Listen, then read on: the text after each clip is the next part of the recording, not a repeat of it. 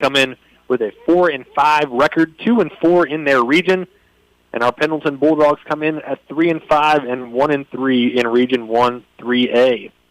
This is the 29th meeting between the two programs.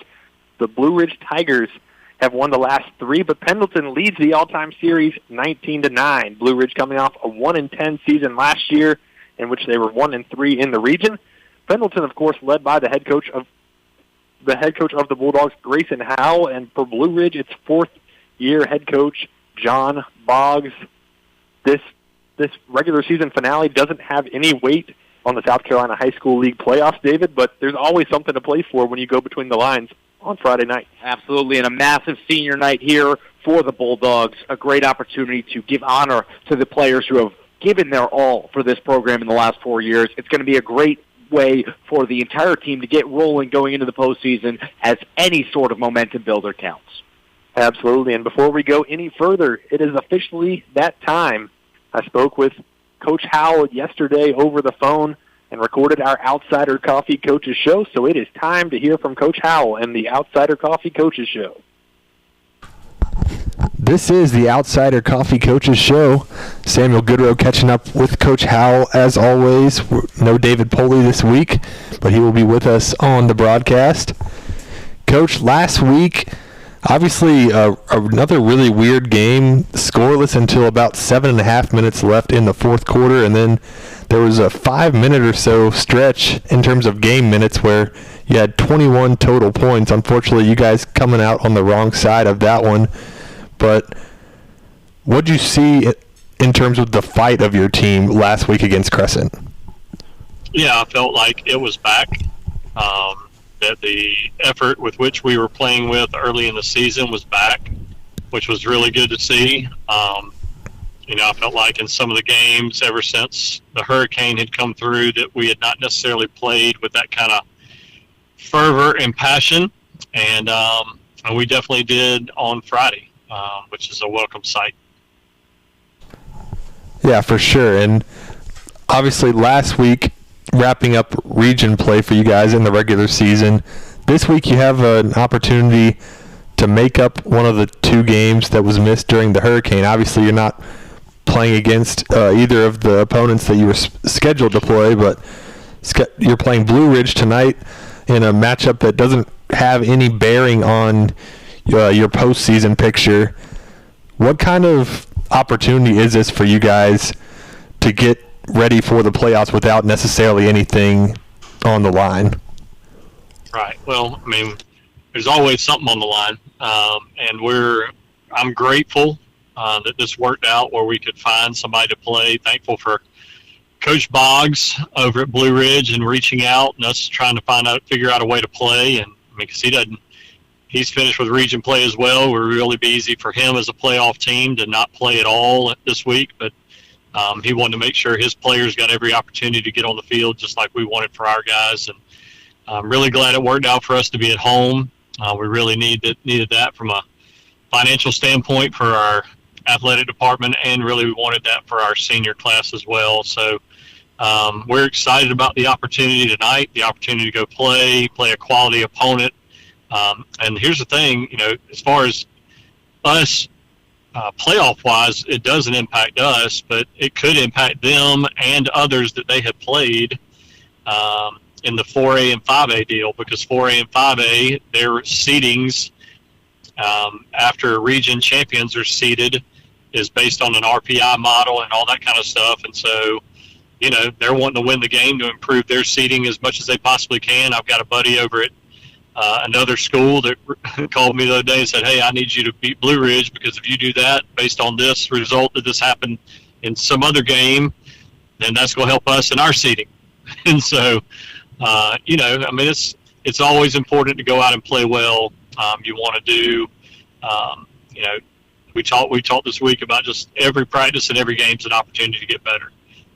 Whether you're a senior and you're in your last, the last stretch of your football career at Pendleton, or you're a freshman nose guard. There's always a chance to get better and to go compete. And so, we're hopefully going to be ready tonight to go. Well, I never thought we'd be talking about RPI in high school football, but here we are. You mentioned you felt like you got the fight back last week, the effort against Crescent. What's it going to take for you guys to regain maybe just the general form in terms of your play on the field that you guys had in the first couple games of the season where you found some success? Yeah, I mean, it's one of the things we've talked about over time, multiple times, is the fact that this is the greatest team sport in the world. And so, we've got to, as many times as we can, we need 11 guys doing exactly what they're supposed to do. And if we can, for a majority of those snaps, a high majority of those snaps, find a way to do that, then we're a pretty good football team. And when we don't do that, then we're going to put ourselves in jeopardy of losing games. And more often than not this year, that's been the case, which has been disappointing.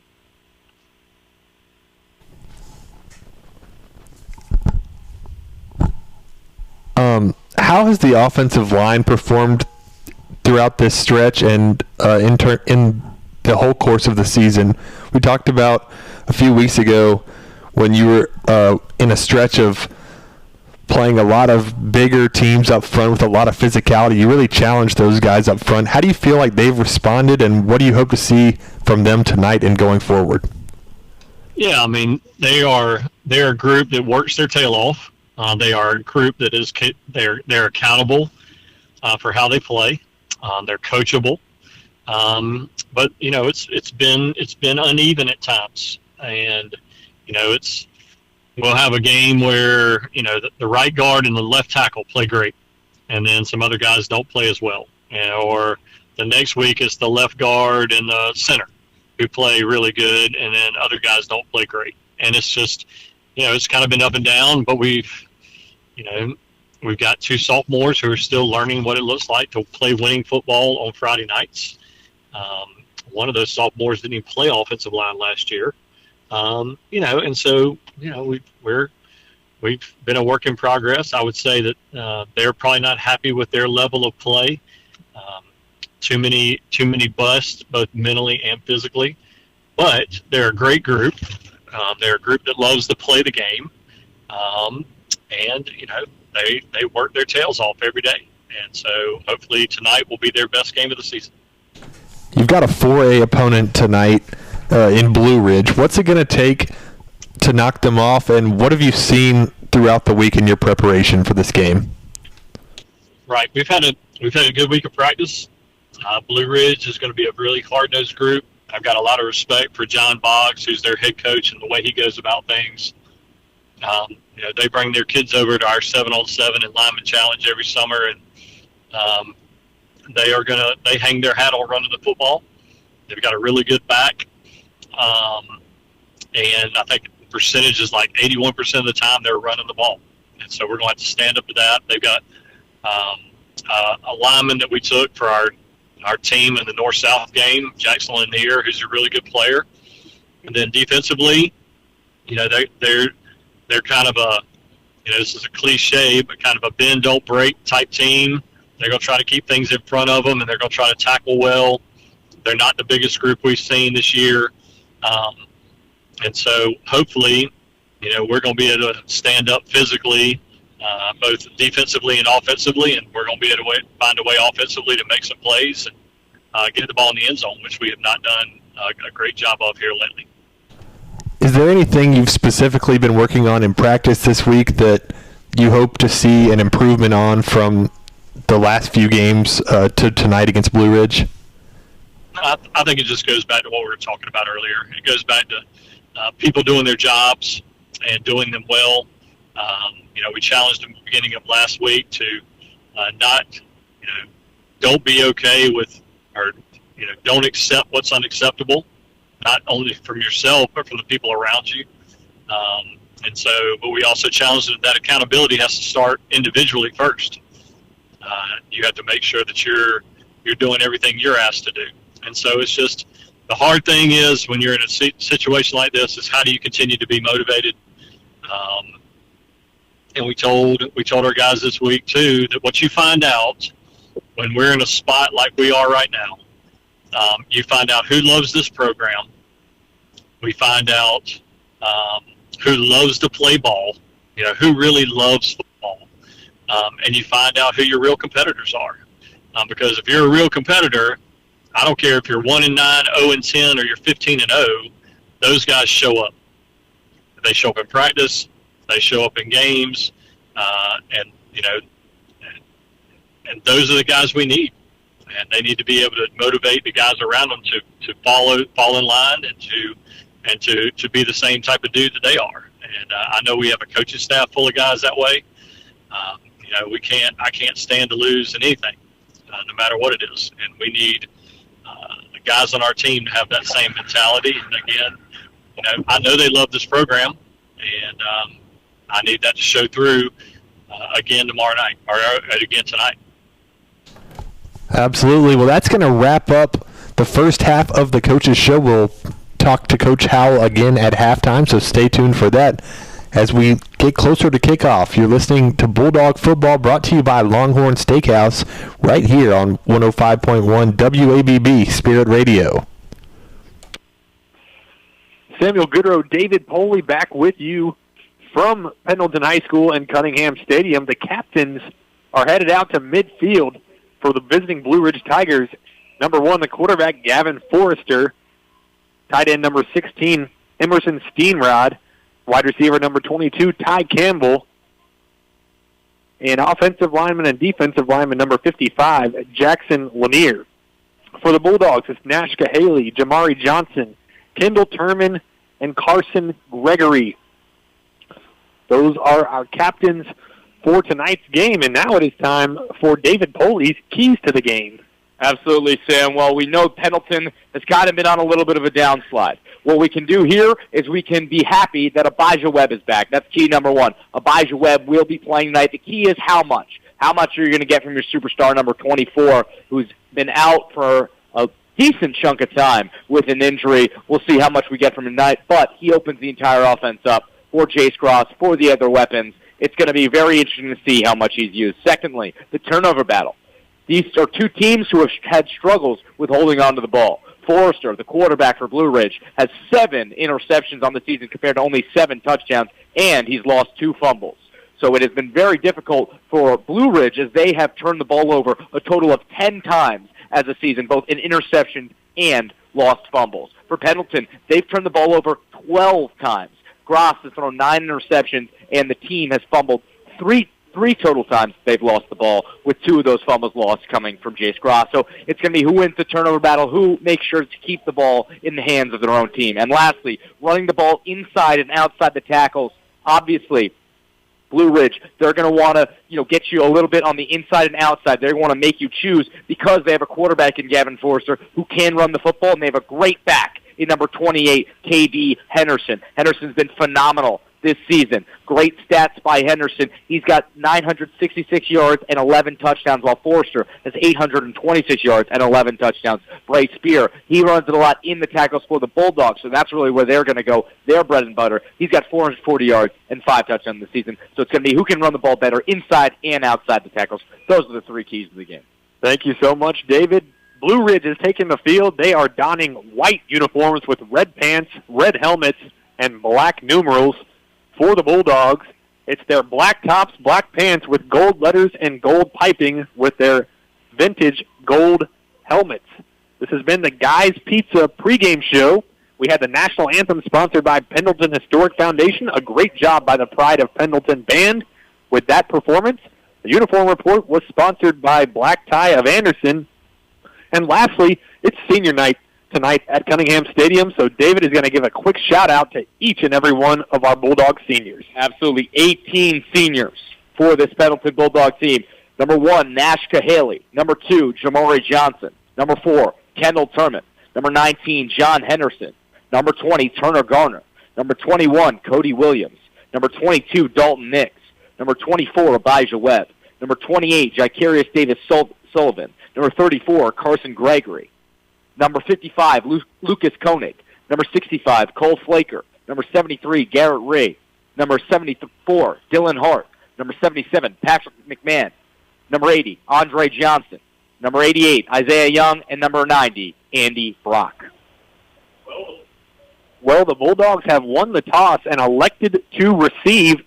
Before that happens, we'll give a quick shout-out to each and every one of our sponsors. Obviously, our title sponsor, Longhorn Steakhouse of Clemson and Seneca. We've got Rains on Exchange, Rogers Petroleum Incorporated, Guy's Pizza of Sandy Springs, Black Tie of Anderson, Pendleton Historic Foundation, Gettin Chilli Ice Cream Truck, West Cox Attorney at Law, Liberty Hall Bed and Breakfast, Foothills Church of Pendleton, Crenshaws TV and Appliances, United Community Bank, Tiger Express Wash, McDougald's Funeral Home, and Mac.Bid. It is time for kickoff on senior night at Cunningham Stadium between the Blue Ridge Tigers and the Pendleton Bulldogs. On the kick is number 82, Mitchell Bobbitt. He'll kick away for Blue Ridge. Kick is away. It's a short kick. It's going to be fielded. No, it's going to bounce at the 21-yard line. Fell on there, but unfortunately, Jamari Johnson could not come up with it, and Blue Ridge recovers. A disastrous start to the game as it bounced once in front of Jamari Johnson. He tried to pick it up to no avail, and then it was recovered on the Pendleton 22-yard line, actually the 23 by Blue Ridge. Disastrous start. Mitchell Bobbitt just lines that kick, high, and it's turning over very fast. So he gets it in between the returners and the first line of blockers. And it's able to bounce just so much that Johnson, he doesn't really attack the ball. He tries to fall on it, but it's already in the hands of a Blue Ridge Fighting Tiger. Blue Ridge's offense is on the field, and it'll be a handoff on play number 1 to the running back, KB Henderson. He's got 2 yards on the carry and brings up 2nd down and 8. Kind of a shell shock that Blue Ridge's offense is even on the field in the first place. Absolutely. When Pendleton really wanted to receive the ball, they wanted to start this game on offense. They wanted to set the tone. Now they have completely lost one possession due to a miscue. 2nd down and 8 is going to be a quick screen action caught on the far sideline by Ashton Stokes, but a nice job rallying to the football by the Pendleton defense. It's going to be a play for no gain, bringing up a big 3rd down and 8. This defense has to stay strong here. Obviously, they're caught off guard. They didn't expect to be on the field. They are dealing with bad field position for a defensive perspective. They have to make sure they hold strong. The DBs are doing a great job of coming up to the ball, and they have to keep it that way on this 3rd down and 8. Massive 3rd down and 8. Going in motion left to right are number 16, Emerson Steenrod, and number 17, Tyson Hicks. It's going to be a quarterback keeper. He's looking to get off the right side, and he's going to be forced out of bounds near the line of scrimmage. 4th down and 8. No man's land. They're likely going to have to go for it here. Absolutely. Pendleton has a really good job of being a bend-but-don't-break defense. That's kind of what the Blue Ridge defense prides themselves on being as well, but it's going to be a battle of who can keep the other opponents on offense in front of them more, who can tackle better, and who can really set the tone physically. Well, here we go. 4th down and 10. 3 receivers split out to the left and 1 to the right for the quarterback, Gavin Forrester. He takes a snap. He rolls out left. He's pressured, and he's brought down by Trent Garner.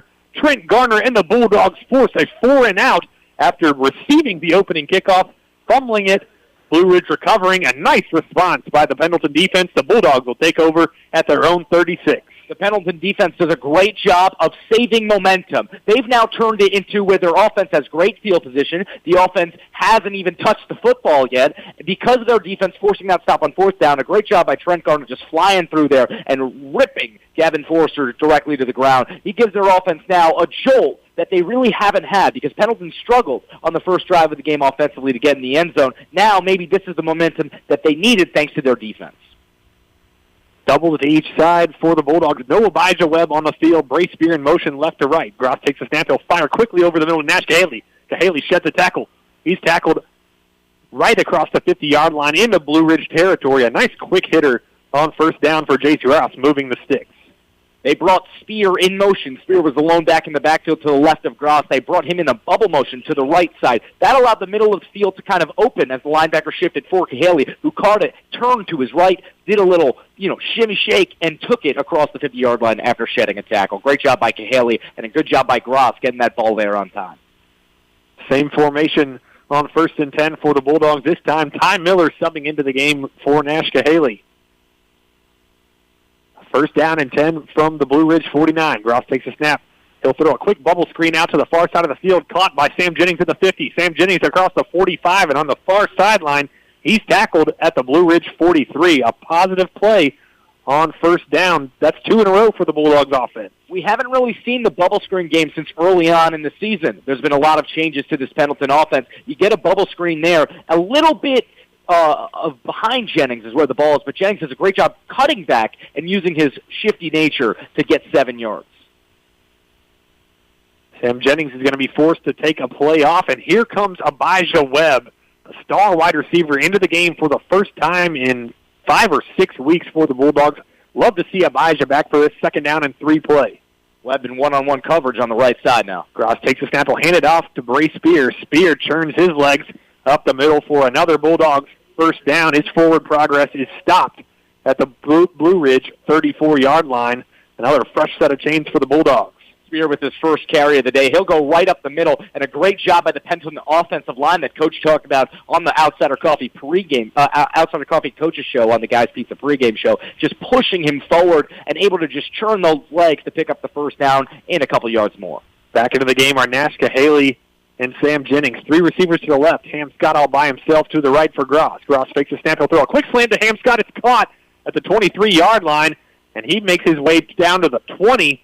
The Bulldogs are in the red zone on first down and 10. Little RPO inside zone there. Fakes the give to Spear, does Gross. Holds it for a great amount of time, just enough to get everybody peeking in, and then fires to Scott, who does a great job creating separation on the slant over the middle, picking up the first down. So first down and 10 from the 20-yard line. The Bulldogs dead between the 2 hashes. 2 receivers to the right. Ty Miller in the formation, and Ham Scott all by himself to the left. Gross takes a snap. He's going to fire a jump ball to the end zone for Ham Scott, and he comes down with it. No, he doesn't. He drops it at the end, but a nice effort by Ham Scott and good coverage by the defensive back for Blue Ridge. That's Ja'Cory Dodd. Scott went up for it completely against the leading interception leader for the Blue Ridge Tigers in Dodd, and he's just not able to come down with it. He had that separation late. He went up there with his big jumping ability, tried to bring it down, not able to do so as the ball kind of rolls out as he rolls himself. Abijah Webb back into the game, checking out is Ty Miller. It'll be 2nd down and 10 from the same spot. They're actually going to move the ball back to the 25, and an ineligible receiver downfield, so we'll do it again on first down. It'll be first down and 15 from the 25 now.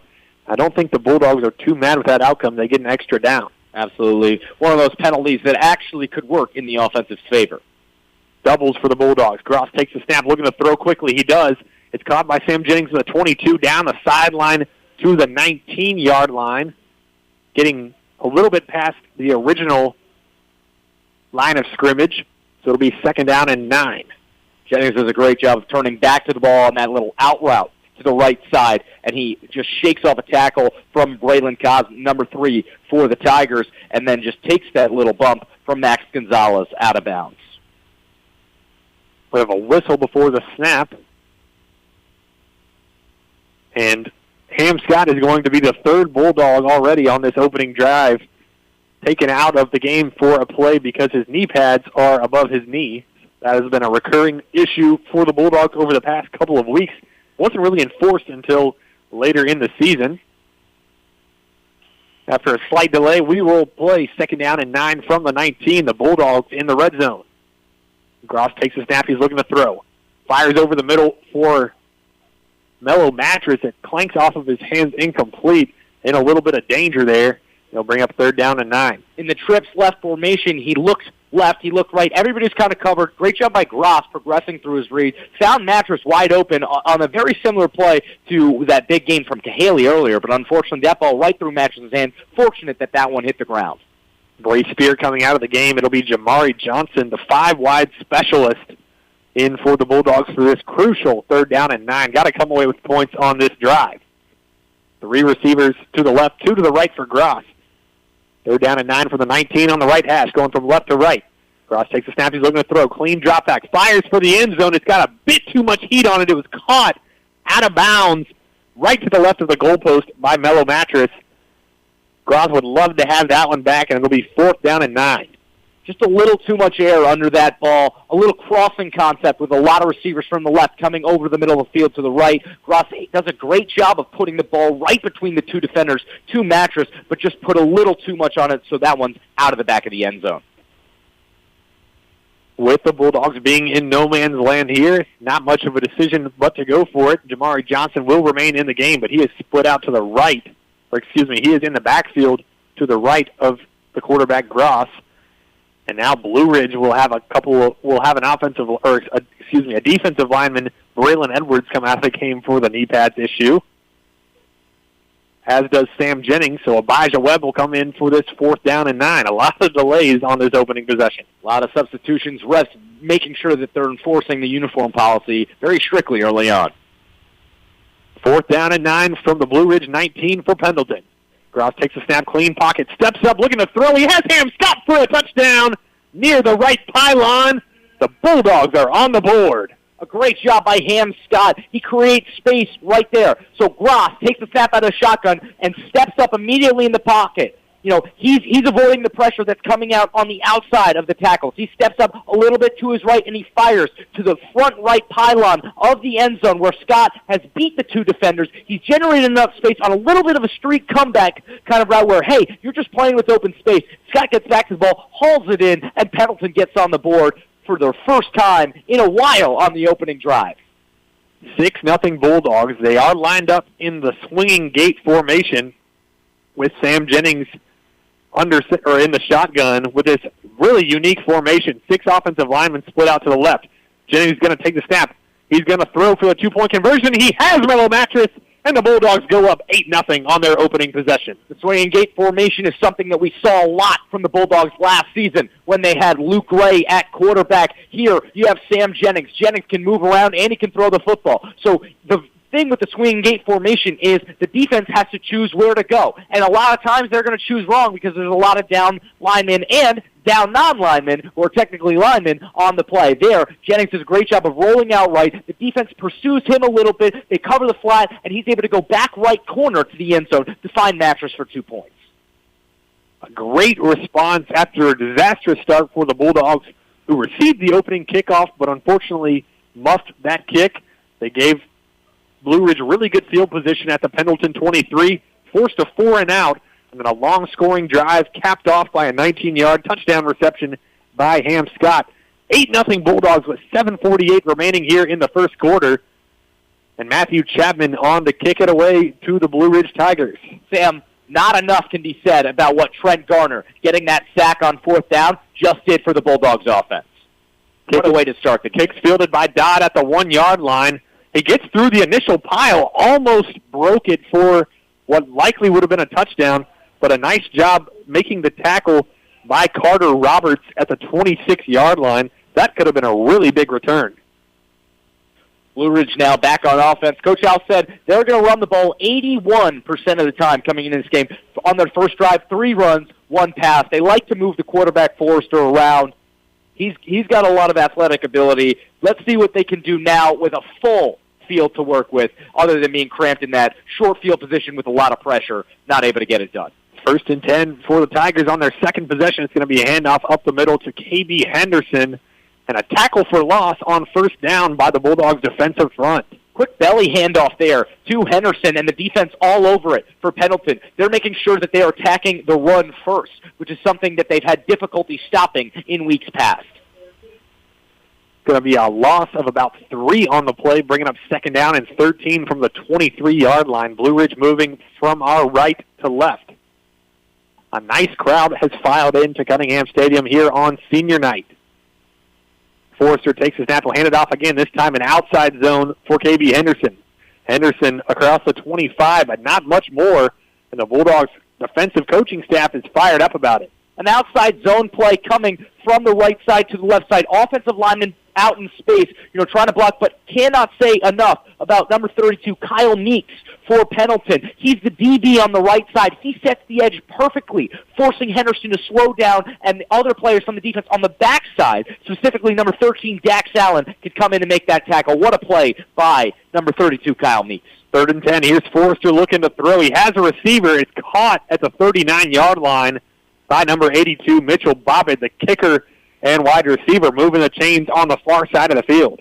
That's the first completed pass of the game. A great find from Gavin Forrester all the way over to Mitchell Bobbitt. Bobbitt, also the kicker, also the DB, and the leading receiver for this Tigers team. He does a great job of finding space, very similar to that Hanscott touchdown route. He just goes up and then curves back a little bit, finds some space, and gives his team a first down. Fresh set of chains. This time, Ja'Cory Dodd on outside zone from left to right, and he's tripped up around the 40-yard line. They'll mark it at the 41. Nice job by the Pendleton defense, whose, honestly, kryptonite has been those outside runs all season. Absolutely, and it's Trent Garner there on the tackle. He does a great job of going low and making sure he's grabbing those feet and using his strength to take him down. A perfectly legal tackle, but one low, nonetheless, brings him down. Great job by Garner getting over there. 2nd and 8, 5:40 remaining in the first quarter. Forrester fakes the handoff. He's going to keep it himself. But a nice job by Pendleton. They'll bring him down just across the 45 to the 46, bringing up a big 3rd down and 4. Forrester does a great job with his first move off of the read option. He fakes outside with his shoulders and then cuts right back inside. Very shifty quarterback, going to be difficult to contain if the Bulldogs aren't ready for it every play. 3rd and 3 from the 46. Forrester looking to get the defensive line to jump. They do not. He gets to play from the far sideline, and now he'll hand it off up the middle for Dodd.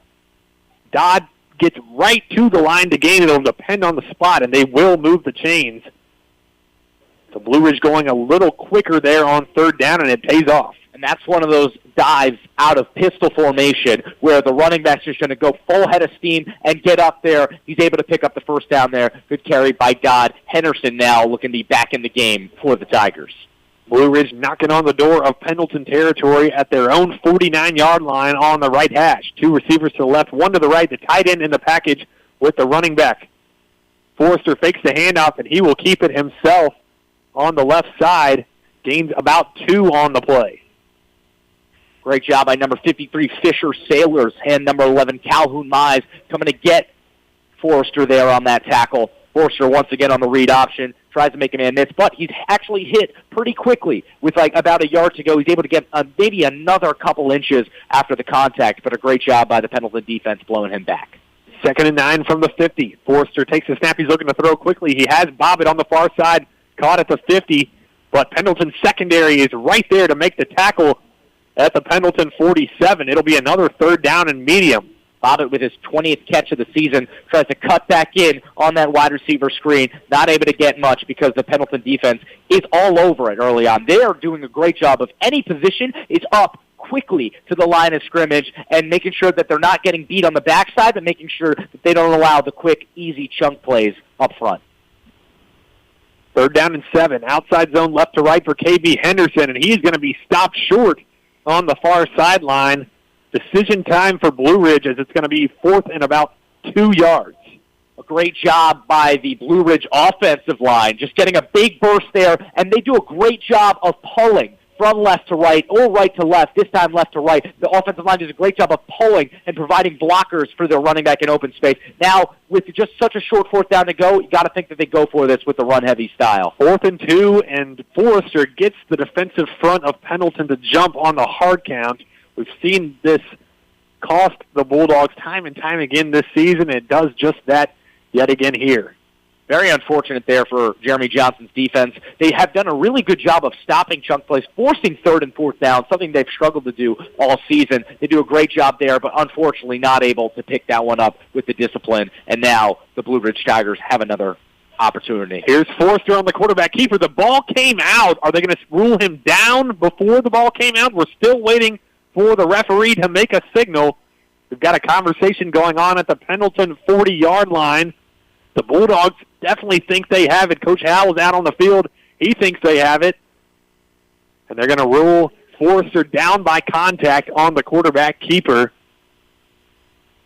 We'll put the ball down at the Pendleton 36. So it'll be 2nd down from that spot. Forrester had the ball going left on the QB keeper, gets, a little bit of contact, goes down, ball comes out, recovered by Calhoun Mize, but they call him down early because I believe his left knee was on the ground. 2nd down and 9 from the 37. They'll give it to the running back Henderson. Henderson sheds a couple tackles, pushes the pile all the way down to the Pendleton 30. That was a really powerful run by the senior running back and linebacker, KB Henderson. Forrester does a great job selling the handoff off the boot out of that, deep back formation when he has Henderson directly behind him. Henderson does a great job of taking the ball and just, going like a wrecking ball, full steam ahead. He's able to get in between his guard and tackle and carry some Bulldog defenders with him. 3rd and 2 from the 30, and we have a whistle before the snap. It's going to be a false start against the Tigers, a fortunate break for the Bulldogs, backing the Tigers up, making it 3rd down and 7 instead of a short 3rd down and 2. It'll be 3rd and 7 from the 35. Sam, we've seen the Tigers convert on multiple 3rd down and longs so far in this game. It remains to be seen, where do they go? Does Forrester decide to go to WABB again on the right side, or do they run the ball with Henderson? 2:07 remaining in the first quarter. 3rd down and 7 for Blue Ridge. Taking the snap is Forrester, firing over the middle for number 16, Emerson Steenrod, but it falls incomplete. Bringing up another 4th down for Blue Ridge. They'll leave the offense on the field to go for this one. The Bulldogs lead 8-0. That's the first time we see Steenrod get a target there. Emerson Steenrod, the tight end senior for the Tigers, does a great job of coming over the middle on that RPO. Not able to find him there as the ball just goes in between his hands because there was a lot of footsteps behind him. 2 Bulldog defenders there lay a little contact. 4th and 7, a delayed draw for KB Henderson. Henderson stiff arms a man at the 35, but holding onto his jersey and bringing him down. Right there is the Bulldog defender. I believe it was number 20, and that's Turner Gardner making his first start of the season tonight. A nice play by the Bulldog defense. 2 drives, 2 turnover on downs forced. A great job once again by the Bulldog defense, and the Bulldogs offense will take over at their own 33-yard line. What a play by Turner Gardner to force the second turnover on downs for the Bulldog defense. Henderson had a lot of open space once he got outside the left tackle. He was moving left. He had so much space. He was going to get that first down, but Gardner said no, completely grabbed him, stopped in his tracks almost horizontally, and allowed time for other Bulldog defenders to get there and make the stop. 1st down, here's Bray Spear on the handoff. Spear churning his legs across the 40. A nice run on 1st down for the Bell Cow running back for the Bulldogs. Great block there by number 70, Corday Chapman. Got his man out in front and then backed up. Spear gave him a little juice push at the end to pick up 7 yards on that opening carry. What a play by Spear. This run game, Sam, going pretty early for the Bulldogs, something we haven't seen in games past. Absolutely. The Bulldogs feel like their identity is in the run game, and it's nice to see them finally finding that identity early in this one. 2nd down and 2. Gross takes a snap. He'll fake the handoff and fire over the middle to Ham Scott. Ham Scott curling back. He's got some yards after the catch across the 50 down to the 44 of Blue Ridge, moving the sticks. A nice throw and catch from Gross to Ham Scott. A cardinal rule at the wide receiver or running back position is never run backwards. There, it kind of works to Ham Scott's advantage. He catches the ball in the flat on the left side, is able to turn around a little bit and find the seam and use his speed to get up there and pick up a huge chunk gain for the Bulldogs offense. Under a minute to play here in the first quarter of action. The Bulldogs lead 8-0. They have the ball 1st down and 10 from the Blue Ridge 45-yard line. Cross takes a snap. He'll hand it off to Spear up the middle. He's got some running room. Sheds a tackle at the 40 down to the 36-yard line, the 37-yard line actually, and he almost had much more, but a nice shoestring tackle by the free safety there in pursuit. It'll bring up 2nd down and 2, and that might just be the last play of the first quarter unless the Bulldogs look to hurry, which they might do here. Sam, I think they'll try to get one more playoff here before we go into the second quarter and switch field sides. They do indeed. Gross takes a snap. He's looking to throw deep. He has a receiver down the seam and off the outstretched hands, I believe, of Nash Cahaly down that right hash. Just a little bit too much air under that football to bring up 3rd down and 2 from the 37. Coach Al trying to draw up a touchdown play for the senior on senior night. Cahaly on the post is in one-on-one man coverage, and he beats him a little bit. He's got some separation, but just not able to haul it in as the Blue Ridge defender does a great job of getting his hands in on the play. That ball goes incomplete, dropping in the end zone, and the Bulldogs will get one more play with 13 seconds left to go in the first quarter. And it'll be 3rd down and 2 from the 37-yard line. 3 receivers to the right, including Abijah Webb. Ham Scott all by himself to the left. Spear in the backfield with Gross. Gross takes a snap, clean pocket, looking to throw, but he steps up and is sacked by number 50 of Blue Ridge. That is Ty Wheeler.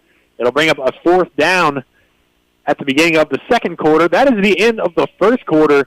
8-0 Bulldogs on top. You're listening to Pendleton Bulldog Football, brought to you by Longhorn Steakhouse of Clemson and Seneca right here on 105.1 WABB Spirit Radio. Hunters, imagine it's dark and you're being led by candlelight through a 200-year-old haunted plantation home. Sound scary? Sound fun? Don't miss your chance to be part of this once-a-year only event. Visit www.pendletonhistoricfoundation.org and purchase tickets to the wildly popular Pendleton Ghost Tours. Limited tickets will be sold, not for the faint of heart, and no one under 17 will be admitted. Call John at 864-646-7249 or visit www.pendletonhistoricfoundation.org today. Pendleton Historic Foundation, preserving and interpreting Pendleton's history. Go Bulldogs. Is your vehicle in need of a wash right now?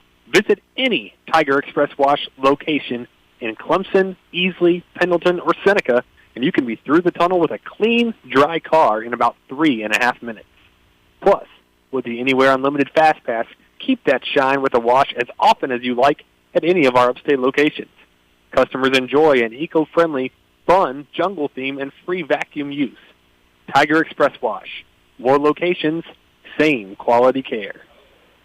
Samuel Goodrow, David Poley back with you from Cunningham Stadium. 8-0 Bulldogs as we begin the second quarter. 4th down and 5 for the Pendleton offense from the Blue Ridge 40-yard line. A crucial play to start the second quarter. Gross takes a snap. He's looking to throw. Moving his feet a couple times in the pocket. He's firing down the field for Abijah Webb, who almost comes down with a one-handed grab. It falls incomplete. But there is a flag down, likely going to be pass interference, as the senior phenom was dragged down by the defensive back there in coverage. Welcome back, Abijah Webb. Gross goes deep to Webb there, thankfully draws the pass interference call, but he had a wide open Deshaun Jenkins in the flat for an easy 20, 25 yards. Nobody was manned up on him. Nobody was in the zone. That's one of those plays where, hey, Jace, maybe hit the check down there. You got a guy wide open and could even turn into 6. Fortunately, though, obviously Abijah Webb generates so much attention. The defender not able to defend him cleanly there, and Pendleton picks up a first down on what could have been a big turnover on downs. 1st and 10 from the Blue Ridge, 25 for Pendleton. Doubles for the Bulldogs. Gross takes a high snap, drops back. He's looking to throw. He has Abijah Webb at the 24-yard line. Abijah Webb lowering his shoulder as he crosses the 20. A nice throw and catch from Gross to Webb. Webb's first reception back from injury. Webb starts right to left there. He's on that drag route. So he's just staying close to the line of scrimmage, just crossing over the field. Gross sees him the whole way, does a great job of stepping up in the pocket, firing to him, and Webb just does not fear that contact. Still, after that injury that kept him out a little bit, just puts his shoulder into the nearest Tiger defender and picks up a big gain for the Bulldogs offense, almost getting a first down. 2nd and 2 for Pendleton. Turman and Miller in the heavy package. It'll be a run up the middle for Spears. Spears still on his feet. He's into the end zone for another Bulldog touchdown. Spear untouched until he got to the 7-yard line. Shed a tackle there. Made his way into the end zone.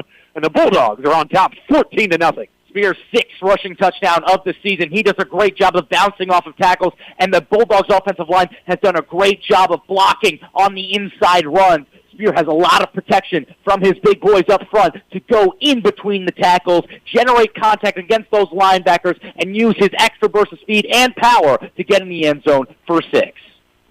11:08 remaining in this second quarter of action, and we have a flag on the field prior to the swinging gate 2-point conversion attempt. A very difficult formation to get right with a lot of the down linemen, down people on the field. Could be a flag on Pendleton. It is going to go against Pendleton. We will see what Coach Howell elects to do here.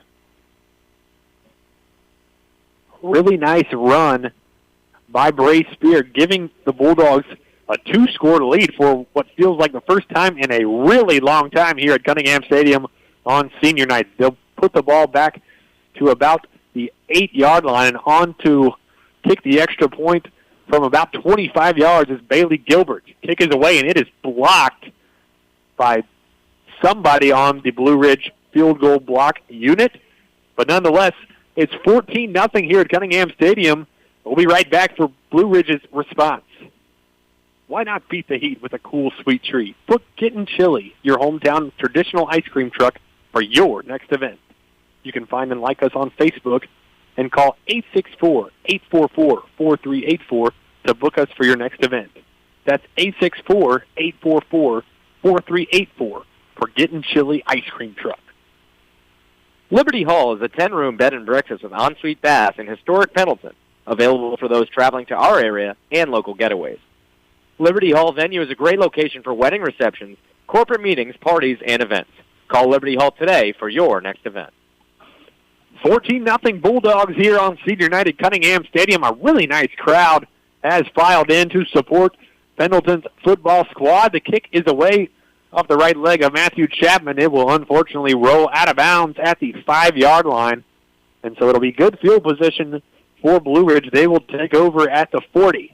This will be the second best field position Blue Ridge offense has had all day. It will give them a little bit of space to work in between the hashes and time to get that run game back on track. Pendleton's done a great job of getting guys to the ball. They've been, just dog-pound tackling every single attempt from the Blue Ridge Fighting Tigers to run that football. And it's going to be a lot on the Blue Ridge offensive line to create enough space where their skill position players can have ability to maneuver with the ball and not get tackled so early on. And pardon me, it'll actually be 1st and 10 for Blue Ridge from their own 35-yard line after the free kick out of bounds. Here's Forrester taking the snap. It's an outside handoff to KB Henderson, and he is dragged down well behind the line of scrimmage.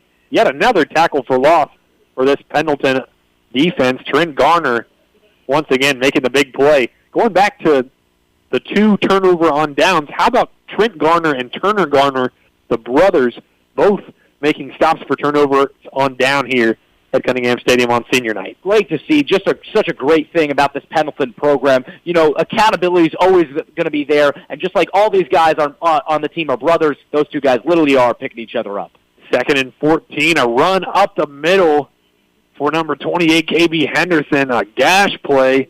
He doesn't quite get to the line to gain, but it'll be 3rd down and short.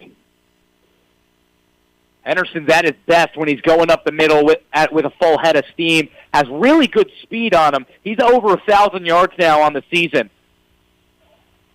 3rd down. Here's Forrester on the quarterback keeper. He's got some room across the 50 to 45, down to the 40, and finally forced out of bounds by Cody Williams, the free safety.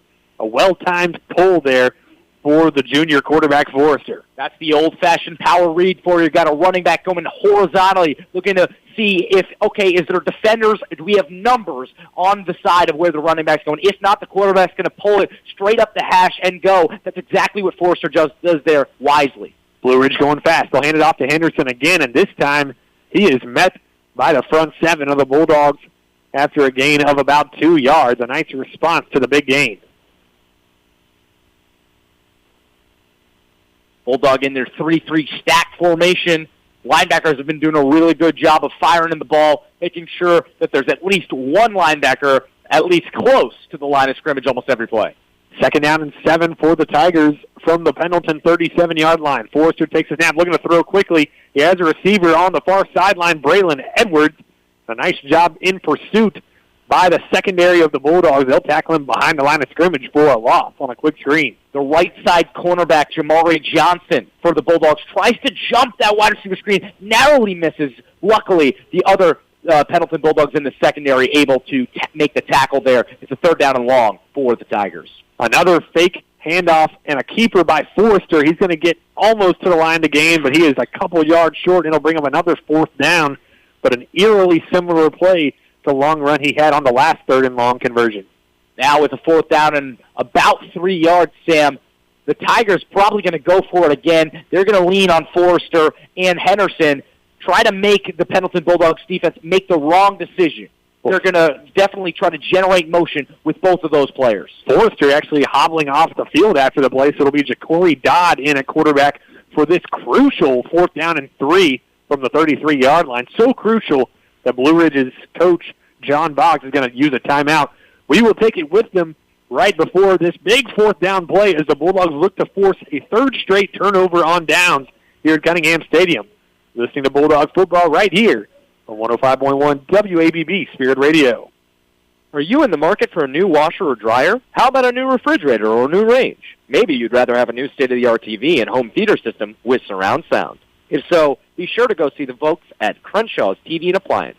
For the finest selection, advice, and service after the sale, open 24/7 at www.tvandappliance.com. Proud sponsor of the Pendleton Bulldogs. That's www.tvandappliance.com. Looking for a place to connect and build community? Join us at Foothills Church in Pendleton. We meet every Sunday at 10 a.m. at Pendleton High School. Whether you're new to exploring your faith or looking for a new church home, you're welcome here. Come experience uplifting worship, a message with real-life application, and a community that cares. That's Foothills Church, Sundays at 10 a.m. at Pendleton High School. We can't wait to see you there. 4th down and 3 from the 33-yard line for the Tigers, who have gone 4 and out on their last 2 possessions. It'll be a quarterback keeper by Ja'Cory Dodd off the left side, and he's stopped again by the Bulldogs. A third turnover on down, forced in 3 defensive possessions. I misspoke saying 4 and outs, but nonetheless, the Bulldogs come away with another stop. They'll take over, leading 14-0 here with 8:18 remaining in the first half of action. What a start for the Bulldogs, David. John Boggs decides to bring in Ja'Cory Dodd as the Wildcat quarterback because Forster's a little banged up. They run a QB wrap. You know, they had blockers out for Dodd to the left side. They fake that handoff, and they go away with Dodd. Dodd just not able to get there, though. The Bulldog defense does a great job of moving over as a team, shifting over to the right side as the ball goes, and just dragging him down with arm tackles. You don't usually see it, but they're able to generate the pressure and bring him down. Now the offense has a great opportunity to go up 3 scores off that momentum switch. 1st and 10 for Pendleton from their own 32. 5 wide receivers in the formation. Gross fires quickly on a tunnel screen. Ham Scott, he's got some running room down the far sideline. Ham Scott might go all the way, but no, he's dragged down at the 25-yard line. A huge explosive play on 1st down. A perfectly executed tunnel screen on the far sideline by Ham Scott and the other wide receivers of Pendleton on that side on 1st down. Just as you said, Sam, a perfectly executed tunnel screen. The blockers on the right side completely moved every single Tiger out of the way, and Scott does a great job of hugging the line of scrimmage and coming up at the last possible section to use his momentum and firing up. He able to take the edge, gets to the sideline from the seam, and just uses his speed to get as much as he can before being shoestring tackled. Bulldogs back in Tiger territory. In for the first time, Deshaun Jenkins. He'll take the handoff, and unfortunately he falls down behind the line of scrimmage. So it'll be a loss of about 3 on the play, bringing up 2nd down and 13 as the Bulldogs are back in Tiger territory. Jenkins just slips there, maybe just thinking a little too fast after the big play, trying to follow it up. Puts the Bulldogs behind the sticks 2 yards now. Going to force them into maybe a little bit of a passing situation. Trips to the left for the Bulldogs before this 2nd down and 12 from the Blue Ridge 26.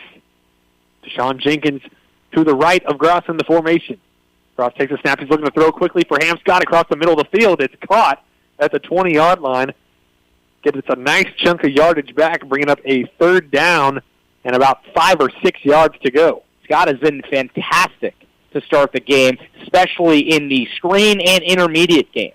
Scott going over the middle, just able to catch the ball. Gross delivers it perfectly on time, on that little short crossing route, and Scott able to pick up half of the distance for the 1st down. 3rd and 5 from the Blue Ridge 19-yard line. Trips to the left. Abijah Webb all by himself to that right side.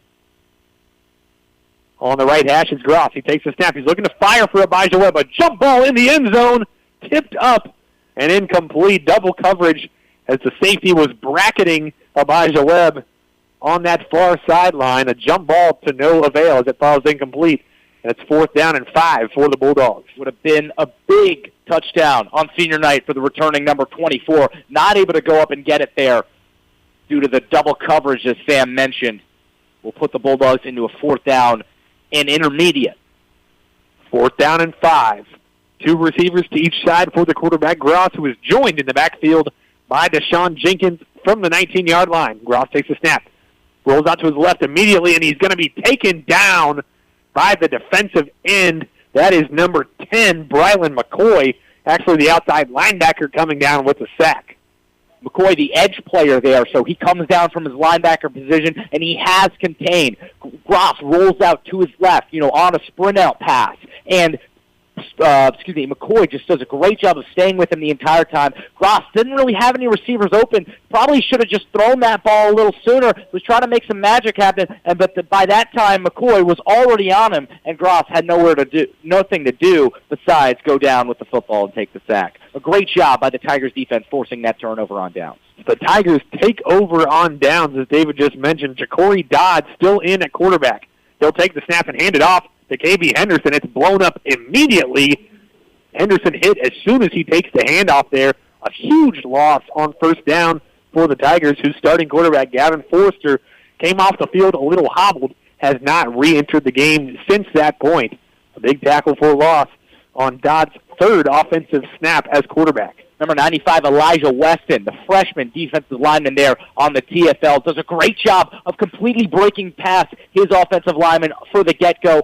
The defense does a great job of knowing, hey, Dodd's in at quarterback. They're probably not going to throw the ball. We can sell out on the run even more than we have been. Second down and 14 from the 22. A quarterback keeper with Dodd this time. He's trying to get some running room off the left side. He'll gain a few yards, get back to the original line of scrimmage, bringing up third down and 10.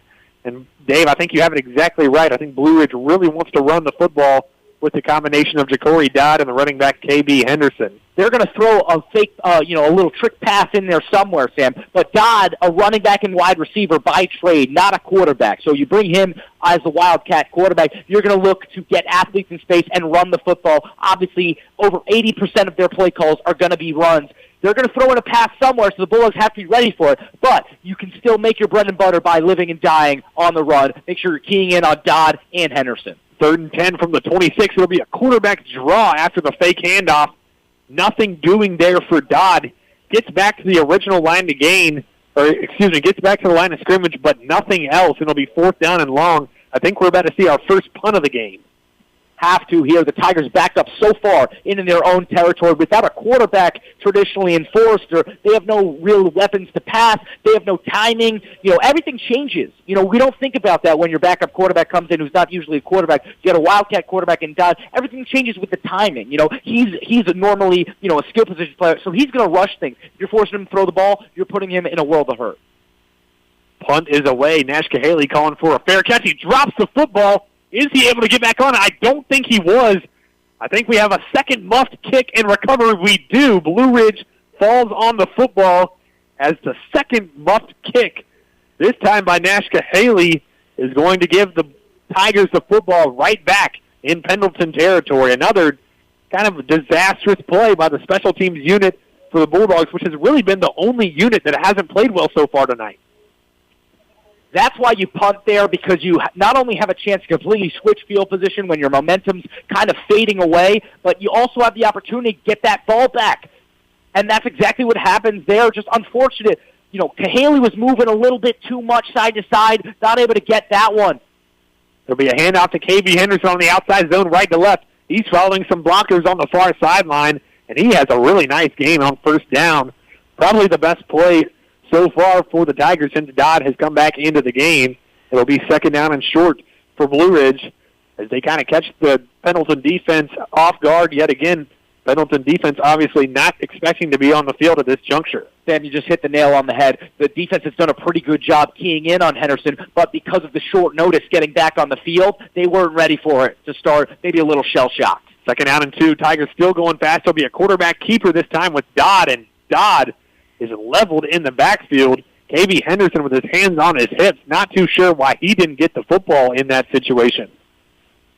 Difficult situation, but Dodd, not a quarterback by trade. Sometimes he's going to make the incorrect read, trying to get it all himself. He's gotten space to the outside on the initial burst, tries to cross field there and go to the left side from his quarterback position. Not able to get it done there. Third down and about 5. We'll say 3rd and 4 from the 32-yard line for the Tigers. Taking the snap is Dodd.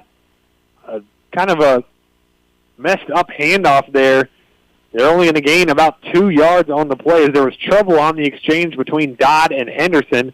They'll bring up another fourth down and another opportunity for this Pendleton defense to force a turnover on downs. sloppy handoff there kind of kills Henderson's momentum as he's just, surging up the gut to try to get there, not able to get all of it and has to slow down. Pendleton defense already there by that time. It'll be a 4th and 4.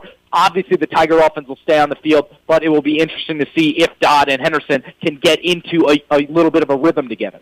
They do leave the offense on the field, an empty set, and now coming in motion is Henderson. Straight up the gut goes the quarterback. Dodd, does he get to the line to gain? It's really close. Line judge on the far side looking back at the marker, and we might need to see a measurement here. That's quarterback power to the left side with Henderson coming in motion as a wide receiver all the way to the right side. He's coming in motion completely. They just go with Dodd on the quarterback power, almost like a power read type. Dodd takes it completely up the middle. He's so close to that line to gain, but a big boom comes in from the Pendleton secondary to stop him from getting that first down, or at least definitively getting that first down. It's going to be really close. The chain gang is going to come out here. Here comes the chain gang. Nice-dressed young man in a black sweatshirt and jeans. They put the sticks down, and it will narrowly be a first down for the Tigers, who desperately needed that conversion as they trail 14-0 here. Now under 2 minutes to play in the first half of action. The Bulldogs would love to keep the Tigers off the scoreboard here, for the Tigers on their way to the end zone, certainly hoping to cut into this Pendleton lead. The Bulldogs do have an extra defender, and it's the time working away against this run-heavy offense for the Tigers. Here's a handoff to Henderson, who powers his way down to the Pendleton 20 after being hit for the first time at the 25. Gets a lot of yards after contact there. Clock ticking away, though, with the Tigers keeping this ball on the ground. They're not going to have a lot of time if they're not able to pick up continuous chunk gains.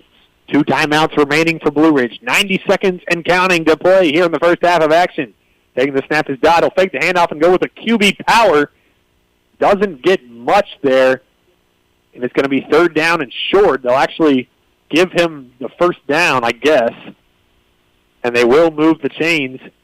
Into the red zone for the first time are the Tigers. 1:18 to play and a fresh set of chains. 2 receivers to the right, 1 to the left. Still Dodd and Henderson in the backfield. Fake the outside zone left to right, and it'll be Dodd keeping it himself down the left sideline. He's hit just short of the pylon down to the 1-yard line. A really nice job by Cody Williams in pursuit, not letting Dodd walk into the end zone. Almost like Dodd got the entire jump on the Pendleton defense there. It didn't seem like they were ready. Everybody was kind of teed in, and Dodd had so much open space, on the left sideline to just stroll up. A great job by Cody Williams not letting it be a touchdown and forcing him out of bounds. They'll actually mark it back at the 3, as they'll say he stepped out of bounds at the 3. Pendleton will spend a timeout before this first down and goal play. We'll take a quick one with them. It'll be 1st and goal for the Tigers. You're listening to Bulldog Football right here on 105.1 WABB Spirit Radio. West Cox Law Firm in Pendleton is proud to sponsor the Bulldogs. For help with real estate, wills, probate, or your small business, go see West Cox Law Firm in Pendleton. They're as tough and quick on your legal needs as the Bulldogs on a Friday night. Go to westcoxlaw.com after tonight's victory party to make your appointment. Guy's Pizza in Sandy Springs is the official pizza of Pendleton High School football.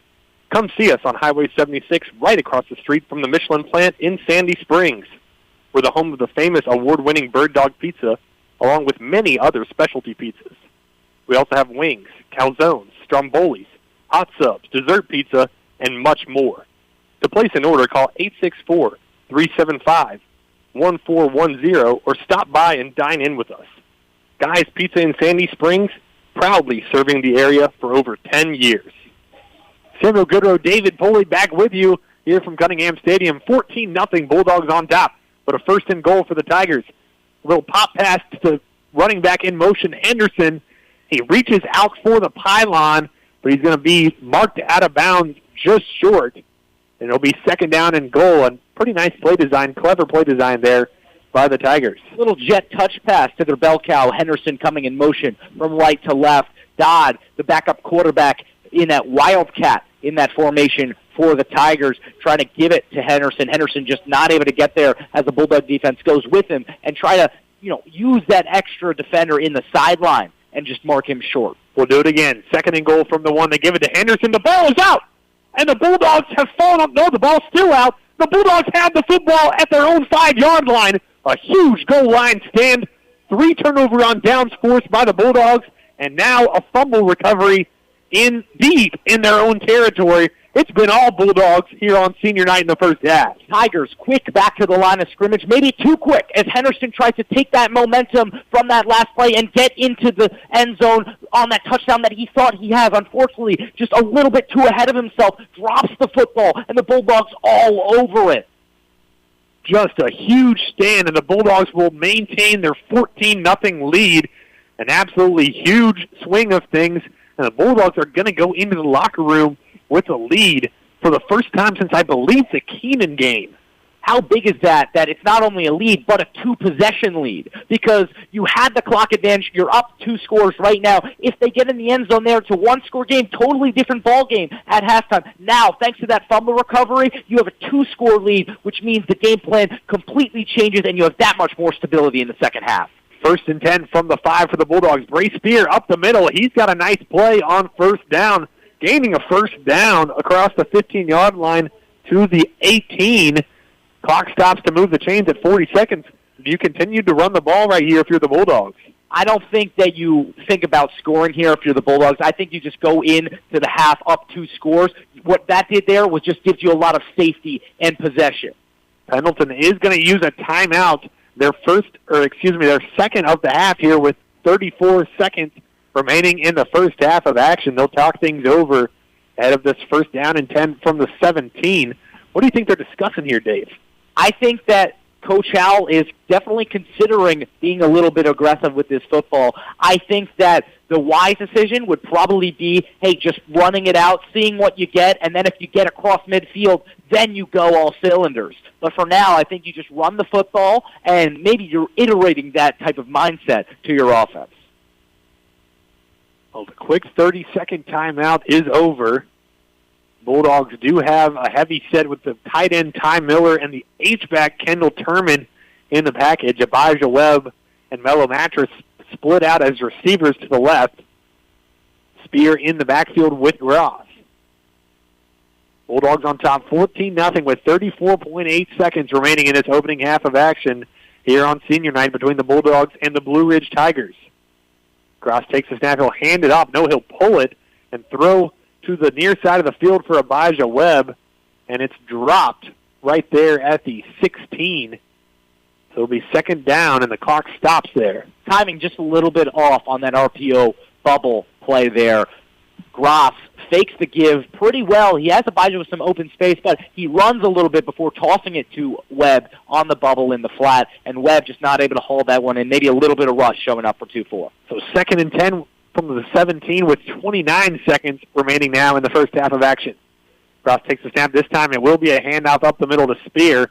Spear still on his feet across the 20, across the 25. Finally dragged down at the 26-yard line. Coach Howell wants that can be the last play of the first half. And it looks like that is exactly what he will do.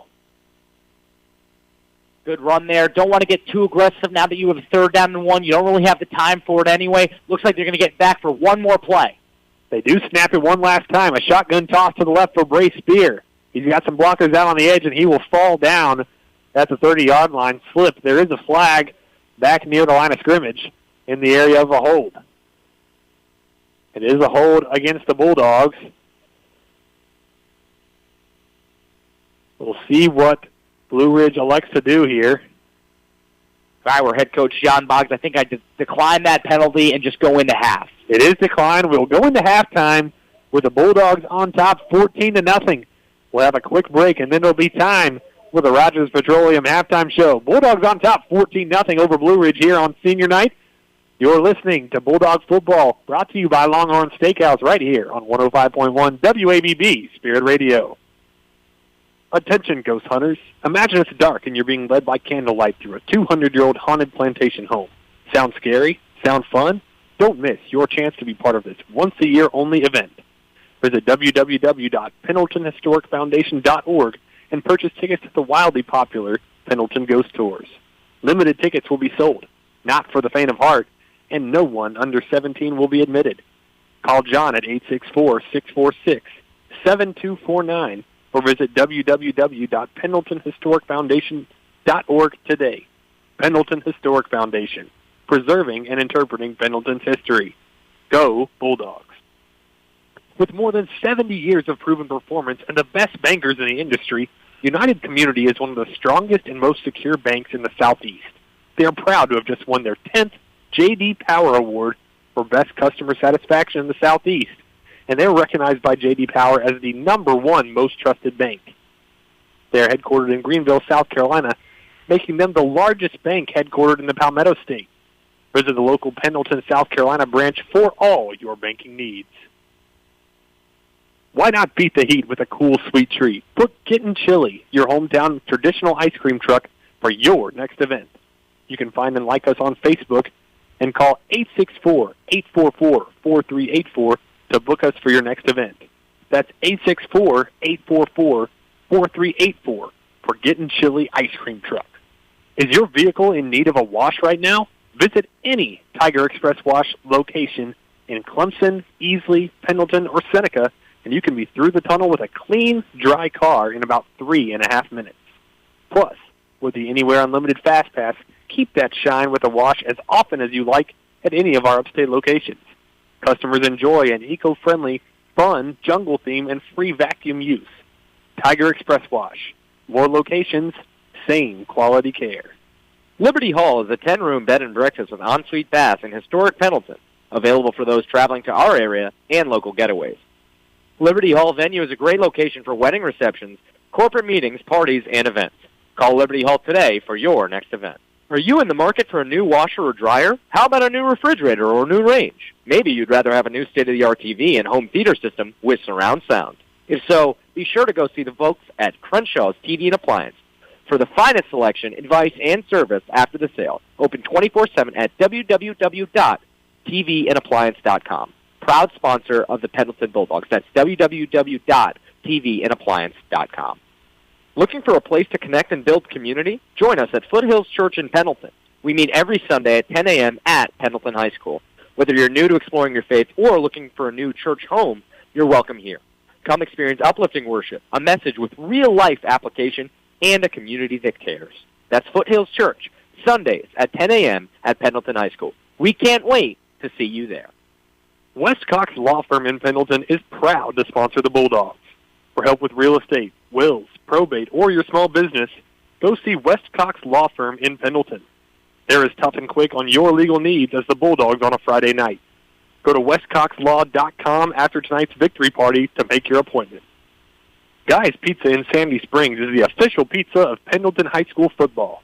Come see us on Highway 76 right across the street from the Michelin plant in Sandy Springs. We're the home of the famous award-winning Bird Dog Pizza, along with many other specialty pizzas. We also have wings, calzones, strombolis, hot subs, dessert pizza, and much more. To place an order, call 864-375-1410 or stop by and dine in with us. Guy's Pizza in Sandy Springs, proudly serving the area for over 10 years. Samuel Goodrow, David Poley back with you from Pendleton High School. This is the Rogers Petroleum Incorporated Halftime Show. We thank all our great sponsors that you just heard from for making these broadcasts possible each and every Friday night. We've truly enjoyed being with you and bringing you Bulldog football all season long. This is the regular season finale. Senior night festivities going on here at Pendleton High School. And, Dave, it's been a pretty good senior night so far, especially for this football program. A dominant first half. Is it fair to say our most complete half of the season to date? Definitely could be. Of course, the Chesney game in the season opener had a lot of things to be excited about. Definitely did it through the air, did it on the ground, but this one definitely means more because it's a bounce-back spot for the Bulldogs against a team in 4A, a little bit of a heavier opponent, bigger size, 4-5. They can look to get to 500 here, but Pendleton comes out of the gate hot. If you're just joining us or you missed a little first-half action, the Bulldogs received the opening kickoff, but unfortunately muffed that opening kickoff, and Blue Ridge had the ball in Pendleton territory at the 23-yard line. But what did the Bulldogs do? the defense responded. They forced a 4-and-out capped off by a Trent Garner sack on 4th down. And then the Bulldogs offense responds, gets on the board with a 19-yard touchdown reception by Ham Scott. That was with about 7:48 remaining in the first quarter of action. Then the Bulldogs forced yet another turnover on downs. This time it was Turner Garner making the stop. And then the Bulldogs yet again marching down the field on offense. An 11-yard rushing touchdown by Bray Spear gave the Bulldogs a 14-0 lead. So, Dave, it's really been a great performance both by the offense and the defense. If you nitpick at all, you'd be talking about the special teams unit.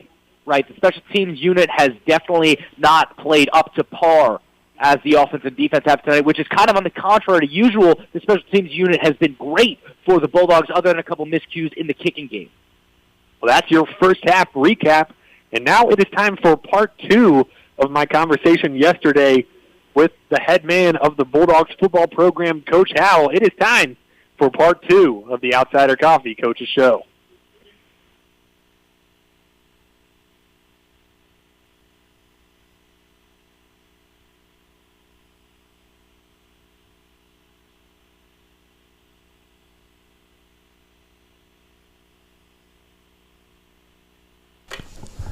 Back with Coach Howell for part 2 of the Outsider Coffee Coaches Show.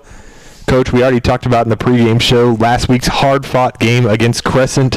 Who were the players of the week from that game that really stood out on each side of the ball and each facet of the game? Defensively, I always try to mention this, that first of all, our players of the week are sponsored by Palmetto Screen Print and Embroidery. Heather and Mark Brandon over there, appreciate them. What they do for us in that regard. But Dax Allen was our player of the week. Dax, double-digit tackles for loss. I think he maybe had a forced fumble. It's a kid that's accountable, plays hard. He's one of those competitors I think we talked about in pregame. He's out there giving everything he's got every Friday night, every day in practice. And then Nash Cahaly, who scored our touchdown on Friday night on a great play, broke a couple of tackles, got loose in the secondary. Nash is our offensive player of the week. We had 2 linemen of the week, Fisher Sailors, defensive end, sophomore, had a really good night, was very active. And then our offensive lineman of the week was Garrett Ray. Garrett has continued to get better and better throughout the course of this season. He's a kid that is accountable, loves his teammates, does a great job for us. And then our special teams player of the week is Matthew Chapman. Matthew comes out and had two opportunities to kick off and put both of those in the end zone, which is really important with the type of team speed that Crescent has. Congratulations to those Bulldogs on being named players of the week. Then moving on, Coach, is there any information that you could glean to our listening audience in terms of where the Bulldogs might be headed for the postseason? Yeah, as far as we know, we're going to Woodruff in the first round. Brett Sloan and his group has got a really good team.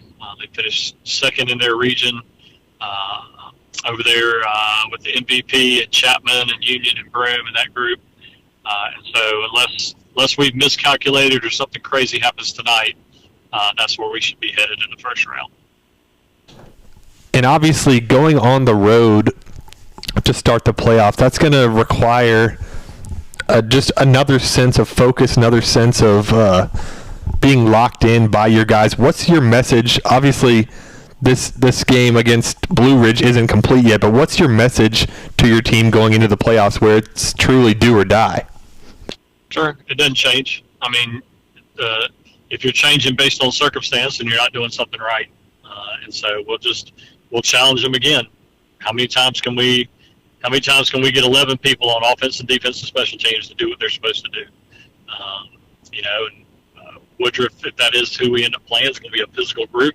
They got a really good tailback, an experienced quarterback, and so we're going to have to find a way to control that and control them, and then find a way to move the football. Challenge on the road always. And you're going to a place that is one of the legendary, most historic places in the state of South Carolina to play over there at Willie Barner Stadium, and that's a place where my dad, who played at Union High School, played as a high school player. And it's got a lot of tradition and a lot of history. And so if that's who we play, then we'll look forward to going over and seeing what we can get done. Absolutely. And with this being the final regular season game of the year tonight against Blue Ridge, obviously it comes with an opportunity just to speak about the senior Bulldog players and what they've meant to you and what they've meant to this program as a whole. So I'm just going to give you some time to talk about your group of seniors. Yeah. And what makes this group special, kind of above just being seniors, is the fact that this is the group that, when myself and this staff took over and started to lead, this group was fresh. It was a group of freshmen. And so they're the first ones that have kind of gone through a full cycle with us. And, my heart, one of the most disappointing things about this season is it hasn't gone the way I would want it to for them, because they have done, no matter if it's a kid like Cole Flaker, whose first year is with us this year, or 4-year starters like Abaja and Carson and Cody and Kendall Turman and those guys and anybody in between. That it hasn't gone the way we would want it to. It's not over, and we got a chance to continue to write the story, but it's just a tremendous group of kids. They love playing football for the most part. They have, again, done whatever's been asked of them. It's a really neat group, and I think we do a really good job of celebrating them. Traditionally in most places, all they're going to do for senior night is they're going to have their parents show up on Friday night, and they're going to walk out before the game and be recognized, and that's about it. And, I just think it's what we ask of them as football players, throughout the off season and into the summer and then through the season, just deserves more than that. I think they deserve to be celebrated more than that. And so we do a couple of different things that I think are really neat. I stole one idea from a friend of mine who's now the tight ends coach at the University of Cincinnati, Josh Stepp. When he was at Lexington High, parents come in and decorate their seniors' locker on Sunday before the week starts, and put remembrances in there and pictures of them when they were younger and they first started playing football. And now that you see them grown, and we ask the parents to write a note to them and leave it in their locker, just expressing how they feel about their young men. And so that's a pretty neat thing to get to see them, and those the parents get pretty excited about that opportunity. And then we did this last night. Usually on Wednesday night of senior night week, we have what we call our senior family meal, where the senior gets to bring in 2 of their loved ones, whether it's their mom and dad or grandparents or people who have been significant influences in their life. They come in and we have a meal, and Longhorn does a great job with that for us. And our Bulldog backer group, our moms, make sure that everything's taken care of. And, we just come in and celebrate them. And we tell the parents the reason we do this is, like I just mentioned a second ago, I don't feel that 15 seconds of walking on the field on senior night, although it is special, is just not enough. And we as a staff don't have the opportunity in that moment during that week to really express to them the way we feel about them. And so last night we did that. It was a great night. We take the time to go around and talk about each player individually. Their position coaches did that with them, or for them. In turn, we have our players write a thank you note to those people that are going to be seated with them at the table, and they get the opportunity to express how they feel and how thankful they are for the people that have supported them over the years. And then one of our Bulldog backer moms, Ansley Allen, does a great job of taking pictures for us throughout the course of the season. And then she gathers pictures from not only this season, but also when these kids were younger, puts it into a remembrance book, and each one of those players gets that. And every coach takes time to go through and sign that book and just put some remarks in there.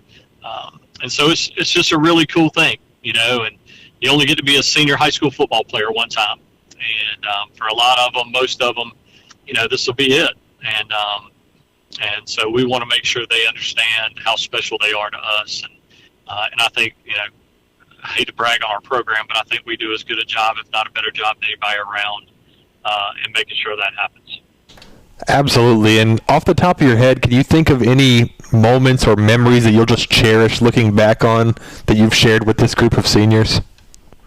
Yeah, seeing their resolve for especially that group who were varsity players when they were in the 9th grade, going through a 1-9 season and still showing up. I mean, we were talking about last night, Carson was 14 years old as a starting middle linebacker in a region that was unbelievable. BHP, Wren, Daniel, and showed up every week. Cody and Abijah and Kendall, no business playing, and they continued to do a great job and have continued to do so. Beating Seneca last year was a big deal for us. There have been moments where in victory and defeat where I've had a hard time just keeping my composure as I've addressed them because we just love them so much. And, having the opportunity to play in big games has been great. And the biggest thing is Samuel is just the time you get to spend with them. In a lot of circles now, the word transformational and transactional, those words get thrown out a lot as far as programs and culture. And we try to be transformational in our relationships, and we want relationships that are going to last, relationships that change the lives of the young men that we interact with, and hopefully we've done that. Of course, and it goes without saying that these seniors have truly left a mark on this Bulldogs program, and there's a couple other groups that are kind of supplemental and maybe don't necessarily get the credit and the praise for what they also do on Friday nights. But I understand you want to give a shout out to the great cheer program and the band that have just supported you guys each and every Friday night. Yeah, I mean they're awesome. Cheerleaders are working hard during the course of the week. They're painting banners. We've got a new coach in Riley Householder who's come in after Deanne Burdett did a really good job for a long time, and Riley has kind of brought a renewed spirit to that, and appreciate her and her assistant Ashley Wilson and all they've done. And for these cheerleaders tomorrow night and for the band members, it's their senior night. And so they're going to get the opportunity at halftime to walk on the field and be recognized along with some of their loved ones too. And, so we really appreciate them and what they bring. And the band is just incredible. I mean, I don't know how many people know, they work as many hours as the football team, if not more, getting ready for their season. Their competition season coincides with our competition season. And, we've won, I think it's now 10 state championships, like 6 in a row, marching band competitions. They wrapped up another one a couple of weekends ago. And, when I got here, Chris Moss was the band director and was doing a phenomenal job. And then he moved back to his alma mater at Burns. And now we've got Trey Farrell, who came in from Powdersville. And he's done a great job the last couple of years as the band directors. He's won back-to-back state championships. And this year they, from what I understand, had the highest score they've ever had in the state championship competition and maybe in any competition ever. And so he's been very supportive, and,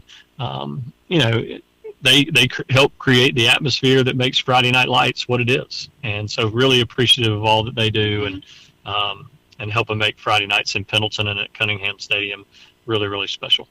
Absolutely, and they have certainly done that. Well, that's going to wrap us up for the halftime segment of the Outsider Coffee Coaches Show. Stay tuned for the rest of the Rogers Petroleum Incorporated halftime show and the second half between the Pendleton Bulldogs and the Blue Ridge Tigers.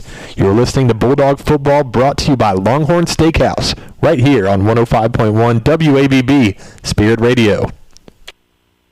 Attention, ghost hunters. Imagine it's dark and you're being led by candlelight through a 200-year-old haunted plantation home. Sound scary? Sound fun?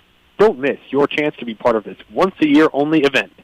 Visit www.pendletonhistoricfoundation.org and purchase tickets to the wildly popular Pendleton Ghost Tours. Limited tickets will be sold, not for the faint of heart, and no one under 17 will be admitted. Call John at 864-646-7249 or visit www.pendletonhistoricfoundation.org today. Pendleton Historic Foundation, preserving and interpreting Pendleton's history. Go Bulldogs.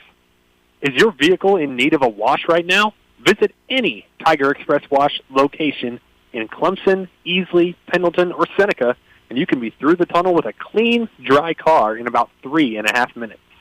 Plus, with the Anywhere Unlimited Fast Pass, keep that shine with a wash as often as you like at any of our upstate locations. Customers enjoy an eco-friendly fun, jungle theme, and free vacuum use. Tiger Express Wash. More locations, same quality care. Why not beat the heat with a cool, sweet treat? Book Gettin Chilli, your hometown traditional ice cream truck, for your next event. You can find and like us on Facebook and call 864-844-4384 to book us for your next event. That's 864-844-4384 for Gettin Chilli Ice Cream Truck. Liberty Hall is a 10-room bed and breakfast with ensuite bath in historic Pendleton, available for those traveling to our area and local getaways. Liberty Hall venue is a great location for wedding receptions, corporate meetings, parties, and events. Call Liberty Hall today for your next event. Are you in the market for a new washer or dryer? How about a new refrigerator or a new range? Maybe you'd rather have a new state-of-the-art TV and home theater system with surround sound. If so, be sure to go see the folks at Crenshaws TV and Appliance for the finest selection, advice, and service after the sale. Open 24/7 at www.tvandappliance.com. Proud sponsor of the Pendleton Bulldogs. That's www.tvandappliance.com. Looking for a place to connect and build community? Join us at Foothills Church in Pendleton. We meet every Sunday at 10 a.m. at Pendleton High School. Whether you're new to exploring your faith or looking for a new church home, you're welcome here. Come experience uplifting worship, a message with real-life application, and a community that cares. That's Foothills Church, Sundays at 10 a.m. at Pendleton High School. We can't wait to see you there. West Cox Law Firm in Pendleton is proud to sponsor the Bulldogs. For help with real estate, wills, probate, or your small business, go see West Cox Law Firm in Pendleton. They're as tough and quick on your legal needs as the Bulldogs on a Friday night.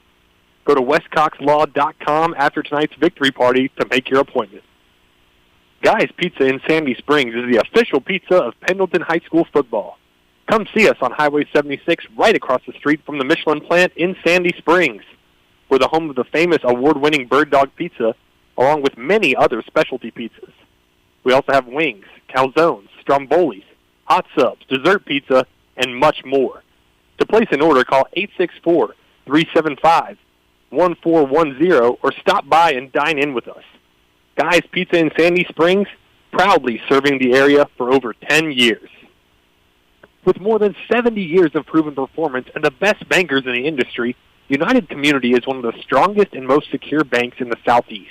They are proud to have just won their 10th J.D. Power Award for Best Customer Satisfaction in the Southeast, and they're recognized by J.D. Power as the #1 most trusted bank. They are headquartered in Greenville, South Carolina, making them the largest bank headquartered in the Palmetto State.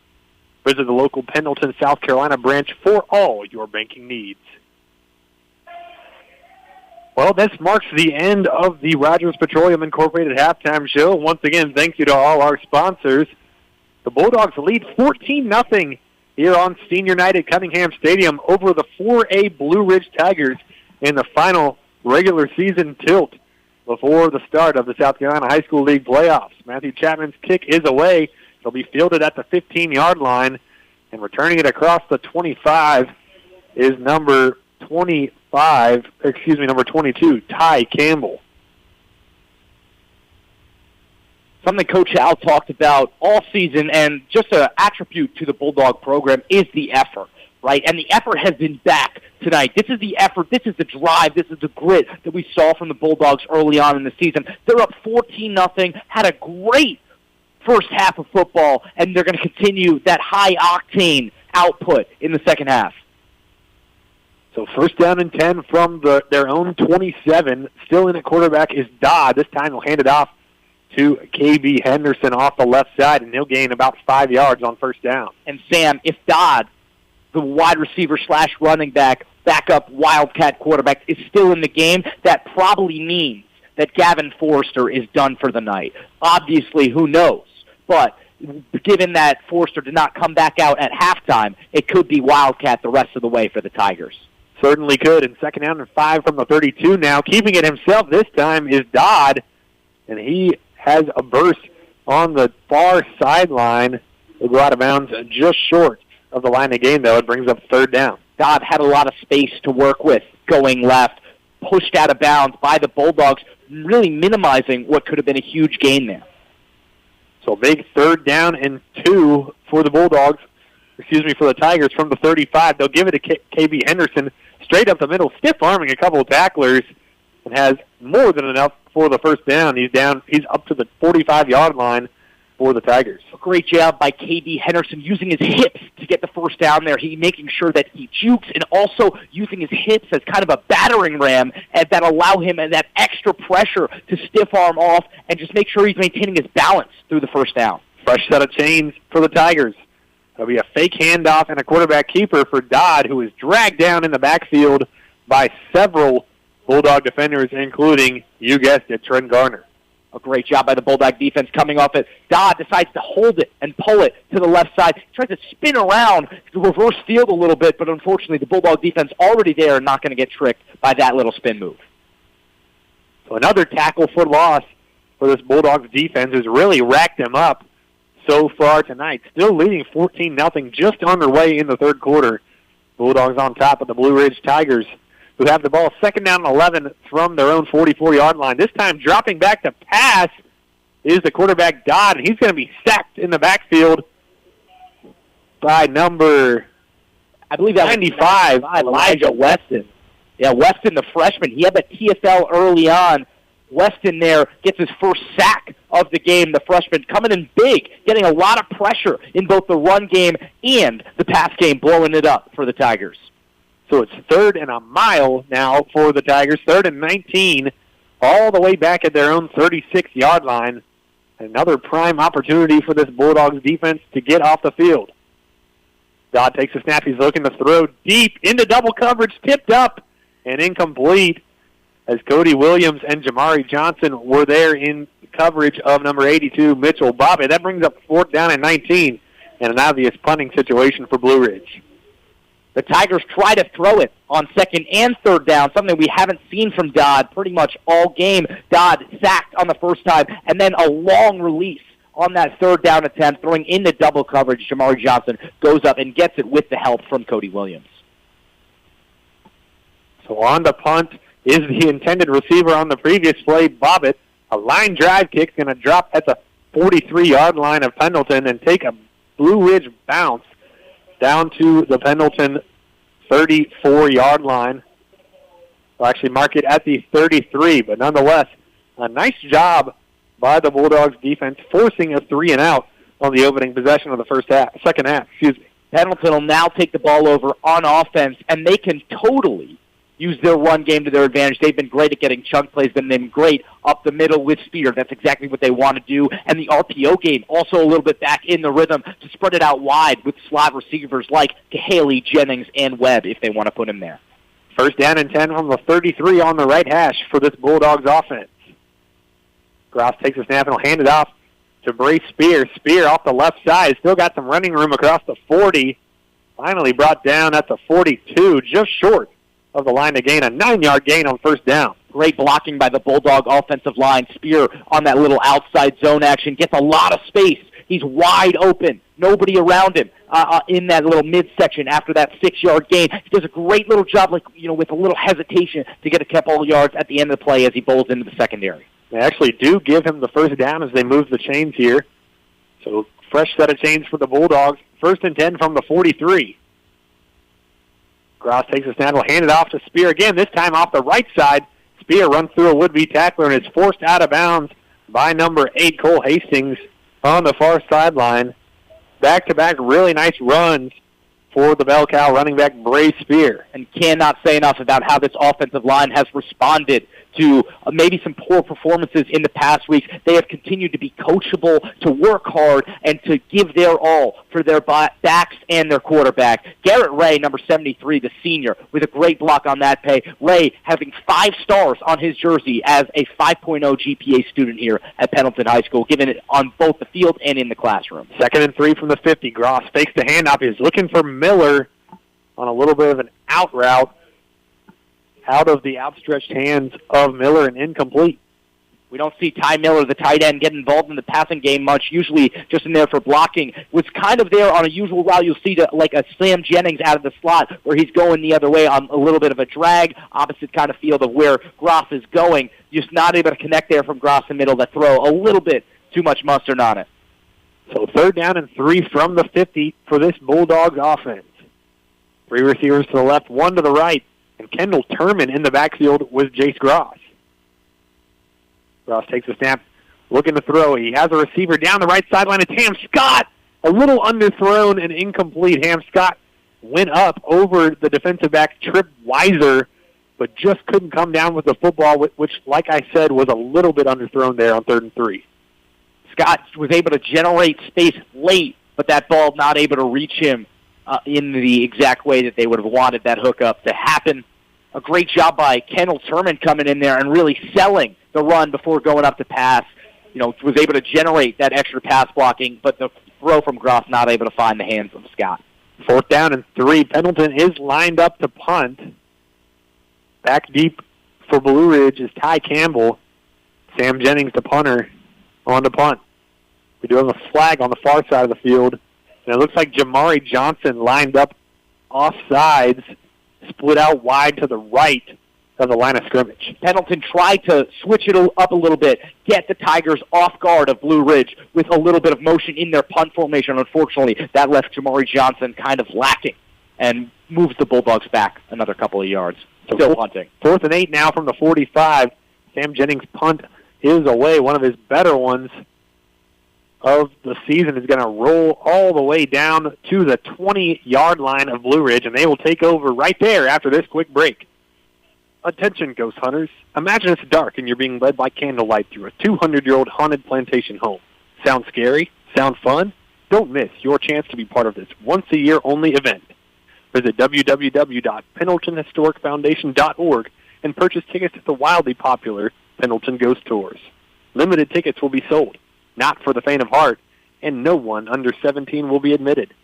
Call John at 864-646-7249 or visit www.pendletonhistoricfoundation.org today. Pendleton Historic Foundation, preserving and interpreting Pendleton's history. Go Bulldogs. 14-0 Bulldogs on top. 1st and 10 from the 20 for the Tigers. A little bit of a delayed draw that time to KB Henderson. He's brought down right at the line of scrimmage. Bulldogs and Tigers trading punts on each of their opening possessions of this second half. Bulldogs still on top, 14-0 with 8:30 remaining in the third quarter of action. After Blue Ridge lost their quarterback in Gavin Forrester, they really haven't been able to find any consistency on offense. The Wildcat quarterback, Ja'Cory Dodd, in there, and no games from running back KB Henderson or Dodd have consistently been in that 4 to 5 yard range. This time we've got a little bit of an end around, trying to see the number. It was number 8, Cole Hastings, and he'll actually gain just 2 yards on the play, but changing things up that time are the Tigers. They try to give it to another skilled player. That's one of their running backs, Cole Hastings. He comes around, and he's met immediately by Cody Williams and a bunch of other Bulldogs. So a 3rd down and 8, an opportunity for the Bulldogs to get yet another stop. 2 receivers to the right, 1 to the left for the Tigers. Dodd flushed out to his right, was looking to throw it initially, but now he's scrambling across the 25 to the 26-yard line. Still well short of the line to gain. It brings up a 4th down, and decision time yet again for John Boggs. Looks like he's going to send out the punt unit. I think you have to punt here. You're inside of your own 30-yard line. You're down 2 scores. You can't let it get out of hand. On that last play, a great job by number 13 for the Bulldogs, Dax Allen, coming down from his defensive back position and just making sure that Dodd is not able to get on the outside, forcing him out of bounds, forcing a 4th down where the Tigers are most likely going to punt out of this shield punt formation. 4th and 4 from their own 26. It looks like they will punt. Mitchell bob it back there. His kick is away. Going to come up well short of the returner, Nash Cahaly, but it'll bounce and roll down to the 34-yard line of Pendleton, and that is where the Bulldogs will take over for their second drive of this second half. After a couple punts, not much time has went off the clock. 7:26 left to play in this third quarter. Neither team really able to get in a rhythm in the second half so far. Neither team really able to convert when they need to on those 3rd and 4th downs, and the run game hasn't been as prevalent as you would like if you're the Bulldogs trying to milk away this clock. So here are the Bulldogs, 1st and 10 from their own 34 on the left hash, going from our right to left. Coming out to start the drive in trips to the right with Ham Scott by himself down to the near sideline on the boundary. Gross takes a snap. He's looking to throw. Steps up in the pocket. He'll check it down to Sam Jennings, but it's out of reach for the slot receiver. Incomplete. It'll be 2nd and 10, stopping the clock from the same spot. The pressure goes completely around on the outside of the offensive line, and Gross steps up. He has wide open running room as he steps up in the pocket, but he decides to sling it across his body to the intended receiver and not able to pick that one up. Probably should have just ran it there if you're Gross, but nonetheless, it's 2nd down, clock stops, no lost yardage for Pendleton. Doubles this time, 2nd down and 10, and it'll be a handoff straight up the gut for Spear, but Spear, a rare time tonight, brought down 4 at loss, so a nice job responding by this Blue Ridge defensive front, bringing up a 3rd down and 11. Senior defensive lineman for the Tigers, Ty Wheeler, in there on the play. Wheeler, the only player for Blue Ridge to have a sack this season. He had 1 coming into the game, picked up his 2nd earlier tonight, gets that TFL there, forces a 3rd down and long for the Bulldogs. 3rd and 11 from the 33. Gross looking to throw. He's pressured. He's going to check it down to the running back, Deshaun Jenkins, down the left sideline, the near sideline, It's plenty enough for the 1st down. And a really nice play design by Coach Howell and the Bulldogs offensive staff as Jenkins was wide open over there down the near sideline. Deshaun Jenkins, that receiving kind of change of pace back to the inside zone bulldozer in Bray Spear. Gross, great job finding him on 3rd down. That's that check down read that you're looking for in those situations when a guy like Jenkins with his burst away speed is uncovered. So 1st and 10 now into Tiger territory are the Bulldogs from the 42-yard line on the left hash. Gross takes a snap, looking to throw quickly, and he does to Nash Cahaly, caught near the line of scrimmage. Cahaly off the blocker, Sam Jennings, forced out of bounds after a gain of about 7 yards on 1st down. Good ball by Gross, able to get it to the bubble almost perfectly in time. Good blocking on the edge by the outside wide receiver, and a great job by Cahaly getting what he can get, getting a little bit of extra yards before being pushed out of bounds. 2nd down and 3, 6:33 remaining in the 3rd quarter. Bulldogs on top, 14-0 over the Blue Ridge Tigers. They're on the right hash from the 35-yard line. Gross takes a snap. He'll hand it off up the middle to Jenkins. Jenkins sheds a tackle. Jenkins across the 30, across the 25, and all the way down to the Blue Ridge 20-yard line. The Bulldogs are back in the red zone. Seems like a drive for Jenkins. He's had a couple of big plays, and they keep him in there as kind of maybe a breather to Bray Spear. So a fresh set of chains for the Bulldogs. We're looking to add to their 14-0 lead. 2 receivers to each side. Jenkins still in the game. He's in the backfield with Gross. Gross takes a snap, takes the handoff. He'll throw that screen play again. Cahaly spinning off a tackle, making the catch, going up the field and inside the 10-yard line to the 5. A great run after catch by Nash Cahaly, really similar to a play he had for a touchdown last week against Crescent, the only touchdown that the Bulldogs scored. Great team execution on that RPO. Gross sells it perfectly. He's able to get that ball out to Cahaly. Cahaly finds it in open space, kind of switches off the defender, is able to spin back, and just does a great job on the second effort after contact to get down to the 5-yard line, diving for every inch. 5:48 to play in the 3rd quarter of action. 1st and goal from the 5-yard line for the Bulldogs. There'll be a handoff up the middle for Deshaun Jenkins, running through a defender at the goal line. The Bulldogs, they're back in the end zone. They lead 20-0 after a 5-yard touchdown run by Deshaun Jenkins. 3 touchdowns for the Bulldogs, 3 juniors on senior night. First, it was Hamscott. Second, it was Bray Spear. Now it's the second running back in Deshaun Jenkins. That was his drive. He had that big pickup on a catch and run on 3rd down to move the chains. He had another big run, and there he gets into the end zone. Number 23 has the 3rd touchdown of the night for the Bulldogs. Swinging gate formation yet again. Jennings is going to take the snap, hand it off to Bray Spear, who will throw it into the end zone for Hamscott, but it comes up short. As a short-armed pass by Bray Spear as he was getting tackled. Comes up a little short, but nonetheless, the Bulldogs on top 20-0, up 3 scores here at home on senior night. Very interesting play there. They have the swinging gate quarterback, Sam Jennings, kind of give it on a reverse handoff to Spear. Spear going all the way to his left, and then at the very last second tries to get it off with that left hand to Hamscott in the end zone, but it just falls just short of 2 points on the board for the Bulldogs.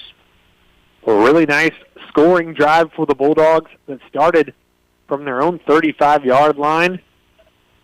65-yard drive capped off by a 5-yard touchdown run for the backup running back, Deshaun Jenkins, pushing the score to 20-0 with 5:40 to play here in the third quarter at Cunningham Stadium on senior night. Now with a 3-score game in hand for the Bulldogs, got to wonder if the Tigers decide to throw it a little bit more and get a little erratic with it as they have the backup quarterback, Ja'Cory Dodd, in. Matthew Chapman's kick is away, and it is into the end zone for an automatic touchback. A really nice kick by the sophomore kicker. It'll be 1st and 10 for the Blue Ridge Tigers from their own 20. They tried to pass it last second and third down with Ja'Cory Dodd. He's got a little bit of a slow wind-up motion, obviously not a quarterback by trade. Going to see if they can get him out in open space and try to deliver to some receivers and get all the blocking that they can get. Still sticking with the Wildcat quarterback, Ja'Cory Dodd, after Gavin Forrester went out with an injury. Here's the snap and a handoff to KB Henderson. Not too much running room. He will gain positive yardage. Only a gain of about 2 yards, bringing up 2nd down and 8. Henderson very patient there on the outside handoff. Looked for a zone, didn't really have anything, so just forced to go through with it at the end, not able to generate much as all the Bulldog defense quickly swarmed up to him. 2nd down and 8 from the 22 for Blue Ridge. One receiver to each side, a tight end and an H-back in the formation. Taking the handoff is Dodd. He's going to keep it himself. Cuts back inside, still on his feet across the 35, across the 40. And a big gain on the ground by the quarterback, Ja'Cory Dodd, in relief of Gavin Forrester, who left the game in the second quarter with an injury. Great play by Dodd, getting everyone to go to the right side to follow Henderson and just switching back up left and breaking a couple tackles. A good stiff arm there and a big first down for the Tigers, who need something offensively to give them a burst. 4 minutes, 40 seconds remaining in the third quarter of action. Dodd takes the handoff again, kind of hesitates, and then decides to go, still on his feet as he bounces off the pile, gets to the wide side of the field on the far sideline and gains a couple of yards. Bring up 2nd down after pretty long play to only result in 2-yard gain. Another miscommunication on the handoff kind of quells that play a little bit. Dodd able to get some positive yardage, which is very, very hopeful for the Blue Ridge Tigers offense as that play looked to be a goner early on. 2nd down and 8 now from the 45 for the Tigers. Going from our left to right, they're on the left hash. Handoff this time from Dodd to Henderson, straight up the middle. Dragging the pile for a few yards is Henderson. He's going to be a couple of yards short, bringing up 3rd down and 2 as the Tigers cross midfield. The ball's at the 49 of Pendleton. And this has to be 4-down territory. You've got a 3rd down and very short. Your run game is the entire identity of your football team. You've got to wonder what you do here.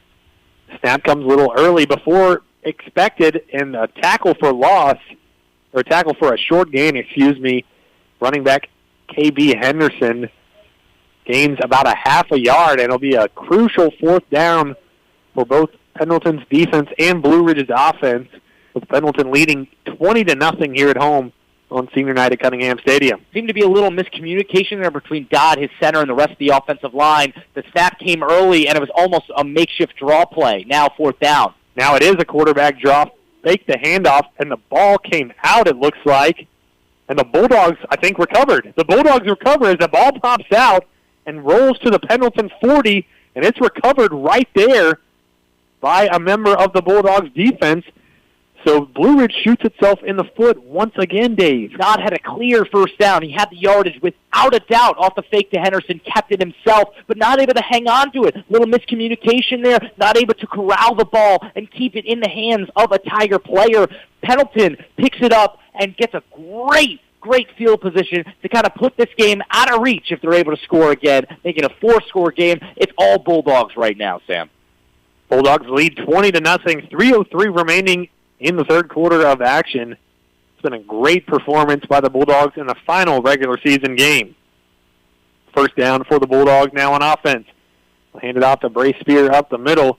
He'll be tackled right at the line of scrimmage. And with this great performance in the final game, it's worth to mention something that Coach Howell said, that no game has nothing on the line. There's always something on the line. Even though this game has no implications for playoffs for the Bulldogs, it's great to get positive momentum going into the playoffs that they've already clinched, and the game that they will have against the 7-1 Woodruff Wolverines next week.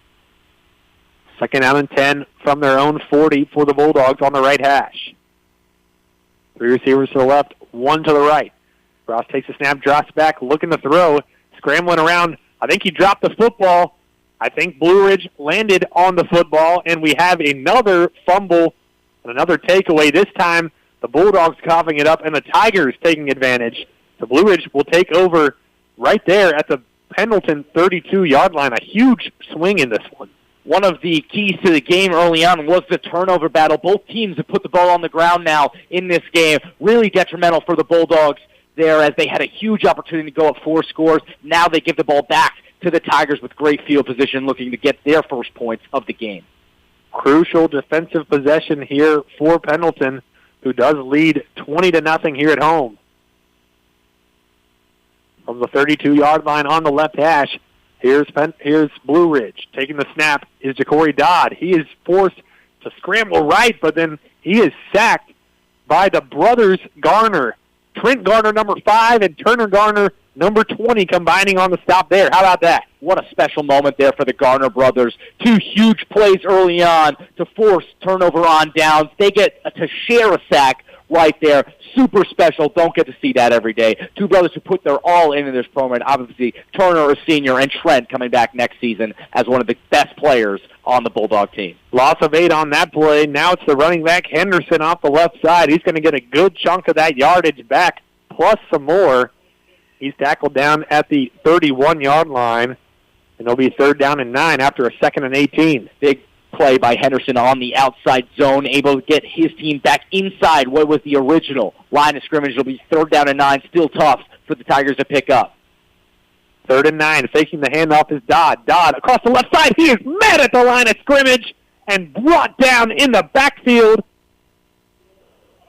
Who made the stop there? I believe it was number 25, Zy Collymore, delivering the blow. First time you really heard Zy Collymore's name today. He's been crucial with a couple big interceptions and fumble recoveries throughout the season. He does a great job just coming down and completely zeroing in on Dodd. Delivers a big hit and allows other Pendleton Bulldogs to come in and finish the play. It's a 4th down and very long. 4th and 9 from the 31. Blue Ridge needing to convert desperately here, and they get the Bulldogs' defensive front to jumping that time on the hard count for the number 53, Fisher Sailors. That turns the 4th and 9 into a much more manageable 4th and 4 for Blue Ridge. True, but the Pendleton Bulldogs still have the opportunity to stop the Fighting Tigers and turn this ball over, going the other way if they're able to force a turnover on downs. Most likely this is going to be a run play, almost certainly, especially with a 4th down and 4 and this Tigers offense. 25 seconds remaining in the 3rd quarter of action. Taking the snap is the quarterback, Dodd. Quarterback draw, and he is going to be getting tackled at or behind the line of scrimmage. Doesn't matter. Either way, it's another turnover on downs forced by this Pendleton defense, who is still pitching a shutout. And with 15 seconds left to go in the 3rd quarter, the Bulldogs will have the ball going into the 4th, barring any crazy turnover. But a great job by Jeremy Johnson's defense, the defensive coordinator, making his living on his defense, being bend but don't break. That's something that the Blue Ridge Tigers defense wanted to be coming in, but it's something that the Pendleton Bulldogs defense has lived out this Friday night. That's absolutely right, and the Bulldogs offense will take over 1st and 10 from its own 27-yard line. Doubles to each side for the Bulldogs. Kendall Turman in the backfield with the running back, with the quarterback Gross. Gross takes a snap. He's going to throw it out wide to Sam Jennings. Complete. Out of bounds is Jennings at the 31. So a gain of 4 on 1st down. Stepping out of bounds and stopping the clock with 11.6 seconds remaining in this 3rd quarter. When Kendall Turman comes in as the lone running back, that should be a pass key indicator for the Tigers defense. Not able to get to it soon enough, and Gross is able to fire the ball to Sam Jennings on the outside bubble screen. This very well could be the final play of the third quarter of action. A 2nd down and 6 from the Bulldogs' own 31-yard line. 2 receivers to the right, 1 to the left. Ty Miller in the formation with Turman. They'll hand it off to Turman up the middle. Turman steamrolling close to the 35. He gets to the 34, and that will indeed be the final play of the third quarter of action. Pendleton on top, 20-0. You're listening to Bulldog football right here on 105.1 WABB Spirit Radio. Are you in the market for a new washer or dryer? How about a new refrigerator or a new range? Maybe you'd rather have a new state-of-the-art TV and home theater system with surround sound. If so, be sure to go see the folks at Crenshaws TV and Appliance for the finest selection, advice, and service after the sale. Open 24/7 at www.tvandappliance.com. Proud sponsor of the Pendleton Bulldogs. That's www.tvandappliance.com. Looking for a place to connect and build community? Join us at Foothills Church in Pendleton. We meet every Sunday at 10 a.m. at Pendleton High School. Whether you're new to exploring your faith or looking for a new church home, you're welcome here. Come experience uplifting worship, a message with real-life application, and a community that cares. That's Foothills Church, Sundays at 10 a.m. at Pendleton High School. We can't wait to see you there. West Cox Law Firm in Pendleton is proud to sponsor the Bulldogs. For help with real estate, wills, probate, or your small business, go see West Cox Law Firm in Pendleton. They're as tough and quick on your legal needs as the Bulldogs on a Friday night. Go to westcoxlaw.com after tonight's victory party to make your appointment. 3 quarters have come and gone. Samuel Goodrow, David Poley back with you from Cunningham Stadium. Bulldogs on top 20-0 after the first 36 minutes of action, looking to close out the regular season with a victory in front of the home fans on senior night. A big 3rd down and 2 from their own 35 for the Bulldogs offense. Gross takes a snap, hands it off to the running back. Not sure if that's Spear or Jenkins, but regardless, he is brought down for a loss. It was Spear, the bell cow, and the horse for this Bulldogs offense. Dropped for a loss. A big play by Blue Ridge to start this fourth quarter. It'll force a Bulldog punt. Huge for the Tigers to force that punt. They get the ball very quickly in the fourth quarter because with the field position, the Bulldogs have no choice but to punt the football away with Sam Jennings. Sam Jennings on the punt, and ironically enough, the quarterback, Ja'Cory Dodd, is the one back deep to return. 4th and 4 from the 33. We have a whistle before the snap. Officials will sort this out.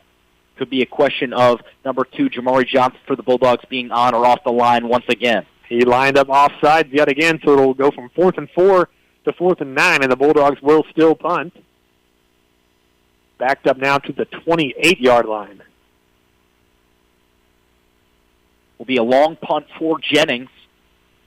Dodd really hasn't moved up much, so he expects Jennings to get it there at least on the bounce. Snap, and the punt is away. A high kick is going to bounce at the Pendleton 49 and roll all the way down to the 36 of Blue Ridge. A great job by Sam Jennings. Get that ball really high so no Tiger wanted a piece of it. And it just rolls all the way 20 yards after it hit the ground.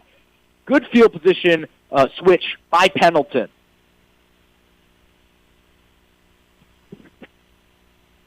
The Tigers will take over from their own 36-yard line, down 20 with 10:55 to play here in the fourth quarter of action.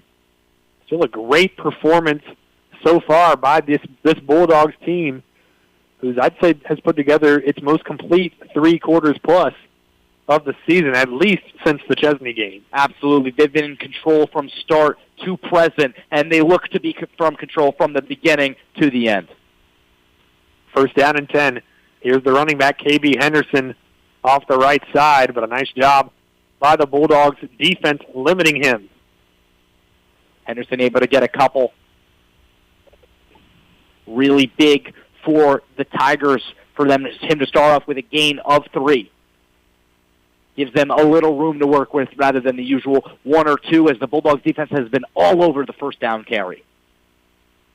2nd down and 7 from the 39 for the Tigers. Dodd takes the snap, takes the handoff, to roll out to his right, looking to throw. He has a receiver. It's caught by number 16, Emerson Steenrod.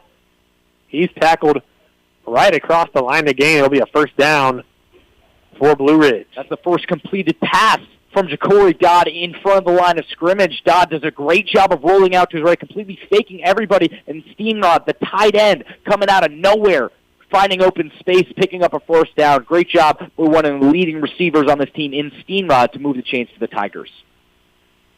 First down run for Henderson. Gains about 2 yards, but limited to just that. Tigers chipping away. Unfortunately, under 10 minutes to play now. They don't really have the time to work with if they want to win this game. They got to air it out and get big plays, and unfortunately, that's not what their offense is designed to do. Especially since their regular quarterback, Gavin Forrester, left the game in the second quarter with an injury. Here's Ja'Cory Dodd on the pull on the read option out to the far sideline. He'll gain a couple more on the play, bringing up another third down for this Blue Ridge offense that really, like David just pointed out, has struggled with the explosive plays, notwithstanding a couple of Ja'Cory Dodd explosive runs up the middle. On that option there, Dodd decides to take it out, and once again, the offensive line for the Tigers does a great job of providing initial blockers out front, but the Pendleton defense does a better job of disrupting those blockers, exploding through it, and getting to Dodd. Third down and 6 from the Pendleton 49 for Blue Ridge. Bobbling the snap, but recovering is Dodd. He'll hand it off to Henderson. Henderson dropped for a loss yet again by this Bulldogs defense. Another fourth down and long coming up.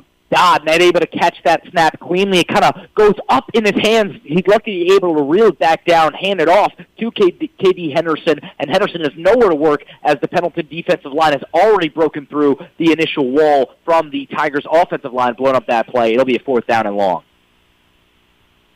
4th and 8 from the 49. Looking to throw for the rare time is Dodd, and he is sacked in the backfield by Carson Gregory, the linebacker, coming down in pursuit of the quarterback. And then yet another turnover on downs forced by this Bulldogs defense. Carson Gregory, been playing on varsity for the Bulldogs since he was a freshman. He's got plenty of experience both at defensive end and middle linebacker. There he comes from the outside and drives Ja'Cory Dodd into the turf. A great job by the senior Carson Gregory on senior night.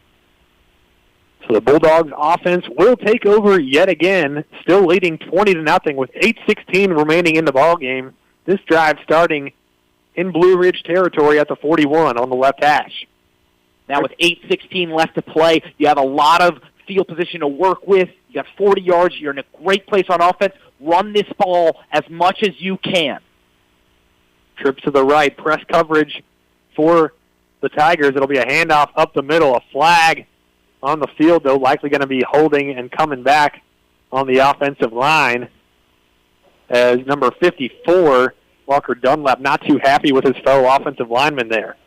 A lot of contact there back at the line of scrimmage. The gate's a pretty nice chunk first down run by Bray Spear.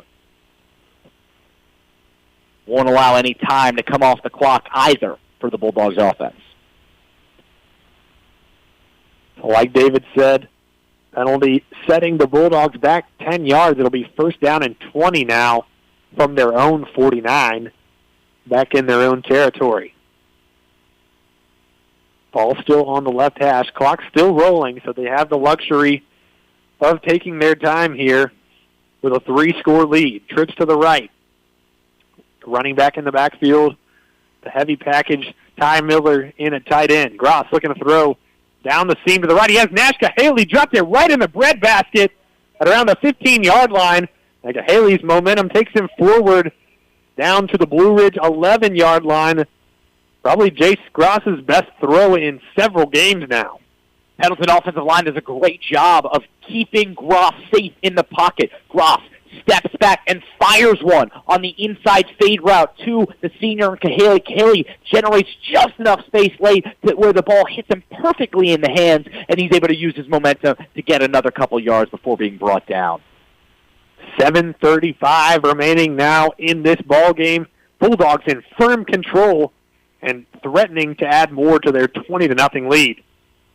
First and 10 from the 11. Gross takes the snap. He hands it off to Bray Spear. Spear is going to walk into the end zone untouched. An 11-yard touchdown run for Bray Spear. His second of the night gives the Bulldogs a 4-score lead and 4 touchdowns, 1 in each quarter. That'll be the nail in the coffin for this one, as Bray Spear puts it firmly out of reach for the Tigers, and the Bulldogs go up 26-0. No swinging gate this time for the Bulldogs special teams unit. Bailey Gilbert on to kick the extra point. Looking to make it a 27-0 lead. They're going to fake the extra point try, or maybe it was just a botched snap because the holder, Sam Jennings, caught the snap and then immediately ran laterally at about the 12, looking to bounce it outside to the far sideline. He's tackled there. It'll remain a 26-0 ball game after the botched extra point. Yeah, long snap came a little bit low there, forcing Jennings to just do what he could with it. Tried to play a little backyard football, get any receivers out there, but unfortunately play was already blown up. But that does not negate the huge touchdown by Bray Spear that gives the Bulldogs a 26-0 lead. Great job on both sides today by the Bulldogs. The defense pitching a shutout and the offense looking completely complimentary. Fans, stay tuned next week. The Bulldogs will start their run in the South Carolina High School League 3A playoffs. They will face Woodruff at Woodruff next week. We will be on the call for that one. Be sure to join us next week as the Bulldogs look to carry some of the momentum they've created tonight into that one. Little 2 versus 4 seed matchup. Matthew Chapman's kick is away, fielded by number 22. That is Ty Campbell. Explosive return. Almost took that one back for a touchdown. But a nice job by the special teams unit bringing him down after a great return to the 40-yard line. Blue Ridge will start right there on its own 40. Campbell, a great athlete with a huge return there. The leader for the Tigers in both tackles and picks.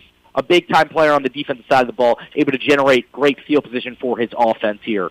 Looking to do whatever they can to generate some momentum into their game at Camden next week for the Tigers. Tigers have got a nice run by KB Henderson off the right side. 7-yard gain. 26-0 Bulldogs on top still with 7:09 remaining as Henderson went out of bounds on the far sideline. Henderson not showing any quit. Able to get outside and almost pushing for that first down late.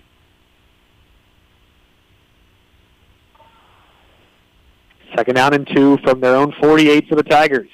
Faking the handoff is Dodd. He will look for a burst up the middle. Cannot find it. Game's just 1 yard on the play, bringing up 3rd and 1. More importantly, that clock's still moving. We're now under 7 minutes before the Bulldogs improve to 4-5 on the season. Yeah, fake give to the running back in Henderson and a quarterback blast up the middle for Dodd. Not able to get there. A great job by the interior defensive line for Pendleton holding him up. It's a 3rd down and very short. The Tigers obviously going to go back to the run game here. Interested to see if they go inside or outside. 3rd and 1 from their own 49 now. Dodd takes a snap. He'll hand it off to Henderson, and Henderson's going to be brought down for a loss. A great job by that left side of the defensive front for Pendleton. Yet another tackle for loss, as it seems like they've got more than a handful of those here tonight. And another thing that it seems like they've had a plentiful for the Bulldogs defense has been forcing 4th downs. They forced Blue Ridge to go for it on multiple occasions where they're not super comfortable with it, and they forced a couple of punts as well. They've gotten the Blue Ridge Tigers offense consistently to 3rd and 4th down, and done a great job of executing on the defensive side of the ball when they put the Tigers in those situations. 4th down and 2. Bulldogs looking to land a knockout blow. Keeping it himself is Dodd off the right side. He's going to have enough for the first down and a little bit more. Down to the 45-yard line into Pendleton territory are the Tigers with 5:54 remaining in this contest. Great blocking by the Tigers, giving Dodd a little space to the right. He cuts back left and able to get all the way down to the 45 and move the chains. The Tigers not quitting on this one just yet.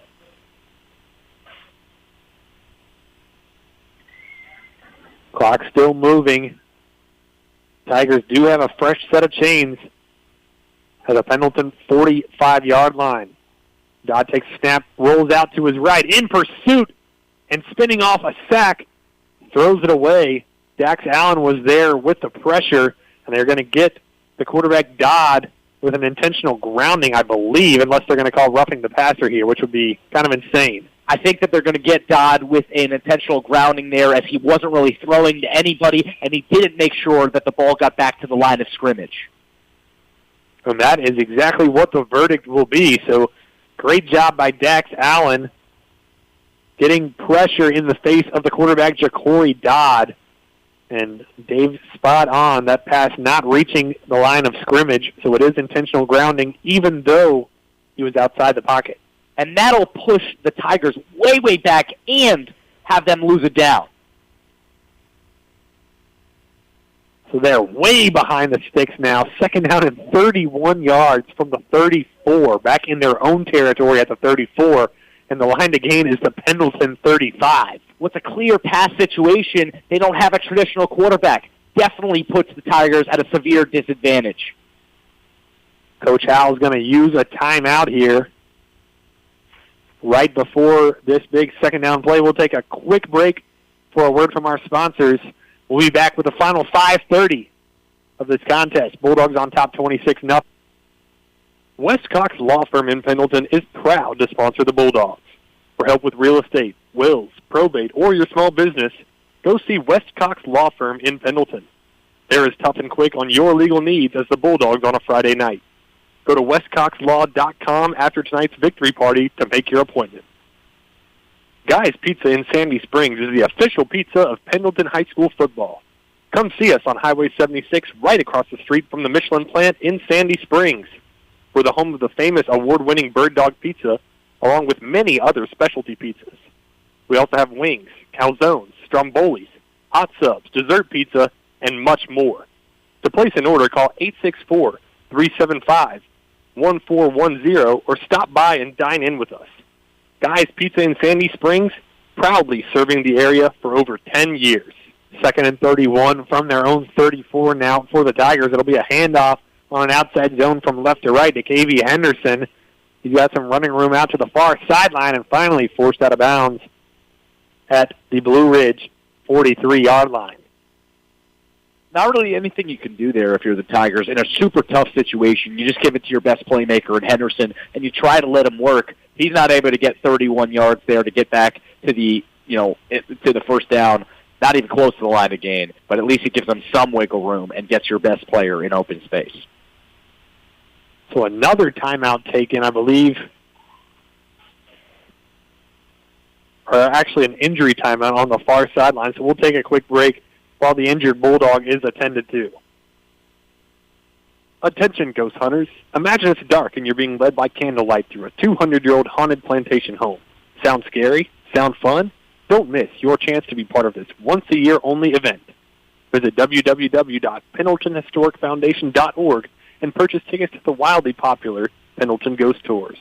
Limited tickets will be sold, not for the faint of heart, and no one under 17 will be admitted. Call John at 864-646-7249 or visit www.pendletonhistoricfoundation.org today. Pendleton Historic Foundation, preserving and interpreting Pendleton's history. Go Bulldogs. Is your vehicle in need of a wash right now? Visit any Tiger Express Wash location in Clemson, Easley, Pendleton, or Seneca, and you can be through the tunnel with a clean, dry car in about 3.5 minutes. Plus, with the Anywhere Unlimited Fast Pass, keep that shine with a wash as often as you like at any of our upstate locations. Customers enjoy an eco-friendly, fun, jungle theme, and free vacuum use. Tiger Express Wash. More locations, same quality care. Back with you from Cunningham Stadium. Bulldogs on top 26-0 here on senior night. The final regular season matchup. This one with the 4A Blue Ridge Tigers. They're down at 22, coming up for Blue Ridge. Trails by 26 as the quarterback keeper off the left side, and he's tackled for a loss. Is the quarterback Dodd. Yet another tackle for loss for this tenacious Bulldogs defense who has just been everywhere tonight and is still pitching a shutout. Great job by junior defensive lineman Carter Roberts, 5'9", 167 pounds, coming in there and really leading the forefront to bring that ball carrier down there for the Bulldogs. It's a 4th down on a country mile, Sam. It absolutely is. 4th down and 24 from their own 41-yard line for Blue Ridge. I guess no choice but to leave the offensive out there at this point. Could punt, to save face a little bit, but that's not what Coach John Boggs and his staff elect to do there. It's going to be putting the ball in the hands of Corey Dodd, and he's going to have to let it rip. Dropping back is Dodd, immediately scrambling out to his right. Stepping up the throw, puts everything he has into it. It's going to come up well short. Bumping into the intended receiver is a Pendleton defensive back, and it's going to be pass interference. The intended receiver, Bobbitt, is who Dodd was looking for down the field. It was going to be well short, but unfortunately, number 32, Kyle Meeks, the sophomore defensive back, running into the intended receiver, Bobbitt, before the ball got there. That's an easy call for the back judge. Bobbitt was wide open. A great play call by the Tigers offensive staff. Unfortunately, Dodd not able to reach there, but because that ball was so short, it allowed Meeks to generate contact with Bobbitt and pick up a little bit of a, I'd say a pick-me-up for the Tigers offensive staff, getting a pass interference call there and getting to move the ball up. So I believe it's going to remain 4th down. It'll be a 15-yard penalty. 4th down and 9 was a 4th and 24, so another try for Blue Ridge because of the pass interference call. 4th and 9, trips right. It's going to be a draw play for Henderson. Henderson still on his feet across the 35, and the 35 was the line to gain, so that is enough to move the chains. Maybe catching the Pendleton defense off guard there, keeping it on the ground rather than trying to convert through the air. And the Pendleton defense was lined up a little bit, shifted to the right there, so the draw play to Henderson allows him to go left, and he had a lot of open space because a lot of Pendleton defenders were not in the area, able to pick up that 1st down just barely, though, once the defense turned back over. 1st and 10 from the Pendleton 34. From left to right on the outside zone now is Henderson, the running back. Henderson gains about 3 yards and is dragged down by the defensive unit of the Bulldogs. And I got to tell you, Sam, been pretty impressed with KB Henderson in his night. Obviously, a lot of the workload placed on him, especially once Forrester, the quarterback, was knocked out in the 2nd quarter. But he's been just punishing the Pendleton defense every single time. No quit in number 28. He's got to be over 50 yards today. He's been very, very solid. 2nd down and 8 from the Pendleton 32 for the Tigers. This time they'll hand it off to number 8, Cole Hastings, the backup running back. He'll have a nice gain of about 7 yards, bringing up 3rd down and 1. And the Tigers offense not quitting, gashing this Pendleton defense on the ground late. Clock still moving. We are approaching 3 minutes to play here at Cunningham Stadium. A big win for the Bulldogs here tonight on senior night. The first, a 3rd and 1 from the 25. Keeping it himself and in trouble is Dodd, and he is going to be dropped for a big loss back at the 31-yard line. It'll be 4th down and 6.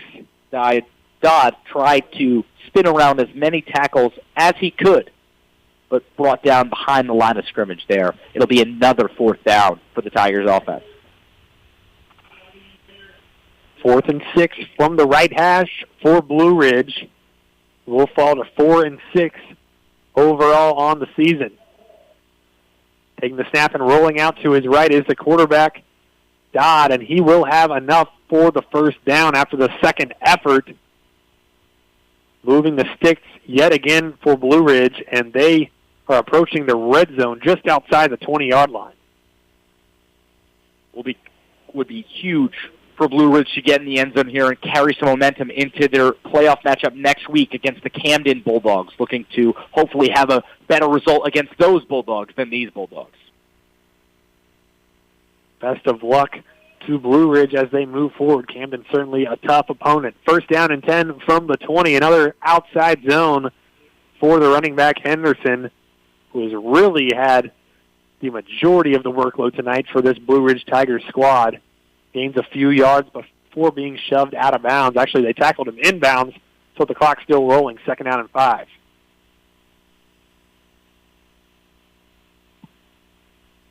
.90 seconds remaining in this one. Bulldogs still firmly in control, 26-0. This time they'll fake the handoff to Henderson, and Dodd will keep it himself. Baited a couple tacklers, but then he's tackled down at the 11-yard line. Should be just a bit short of the line of gain, bringing up 3rd down and 1. Good job by Dane Carey, the junior linebacker, bringing down Dodd on that one.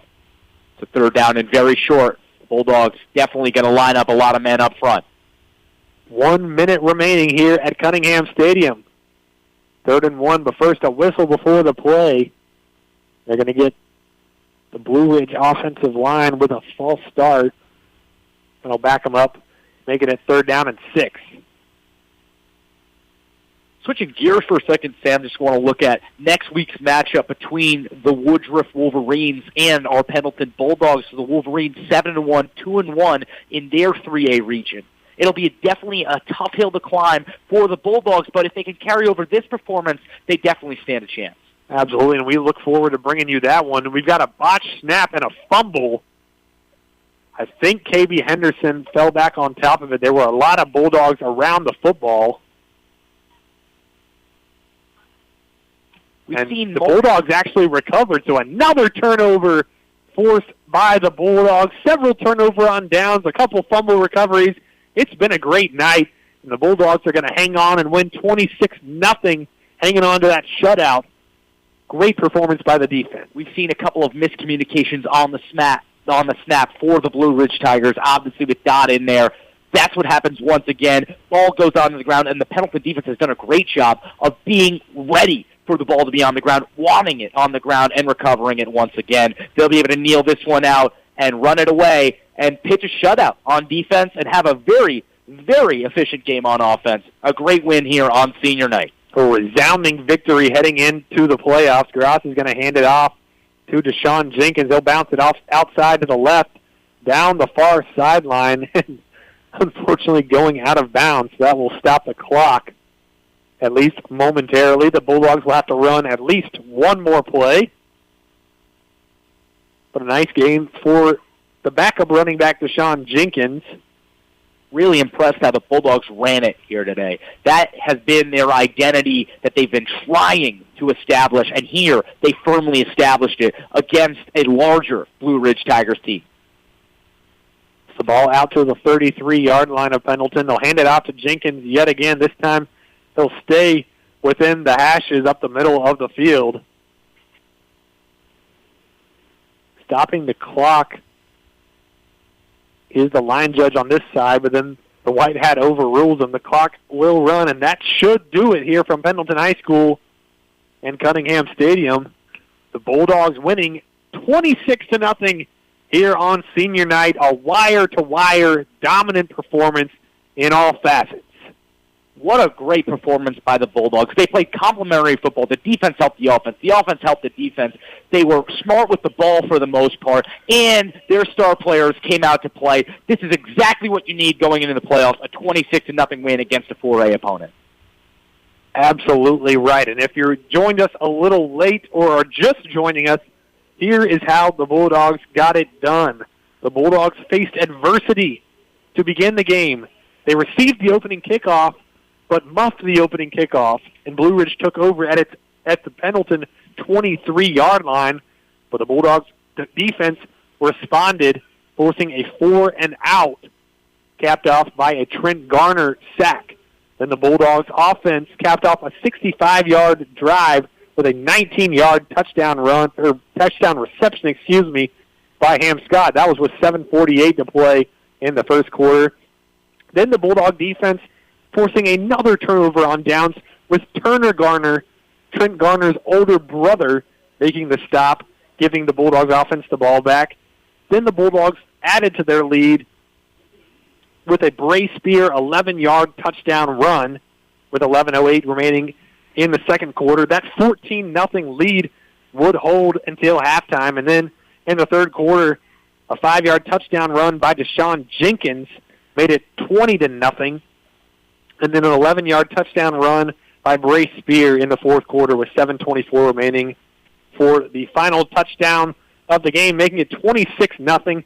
Here come some members of the student section out on the field to congratulate the Bulldogs on this resounding win, David. What a senior night for the Bulldogs. Exactly what you needed to represent the hard work and effort that these 18 seniors have poured into this Bulldog program with effort and leadership over the past 4 years. A great job by Coach Howell fostering this culture, and a great job by the team on the field this Friday night to give them exactly what they needed going into the playoffs.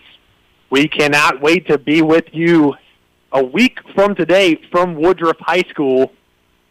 Dave, what's going to be the key for the Bulldogs as we transition on a high note from the regular season to the playoffs?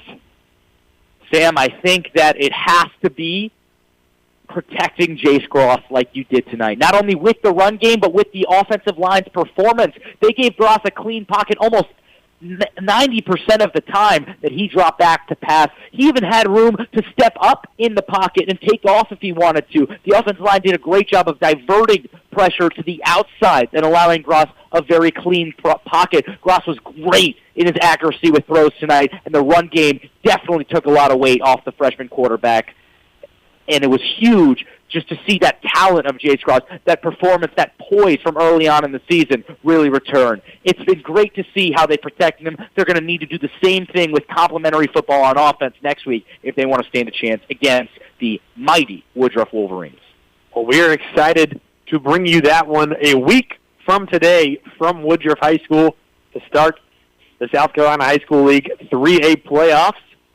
This has been the Reigns on Exchange post-game show, and we thank Reigns on Exchange and all of our great sponsors for helping us bring you Pendleton Bulldog football. That's going to do it for our broadcast here tonight.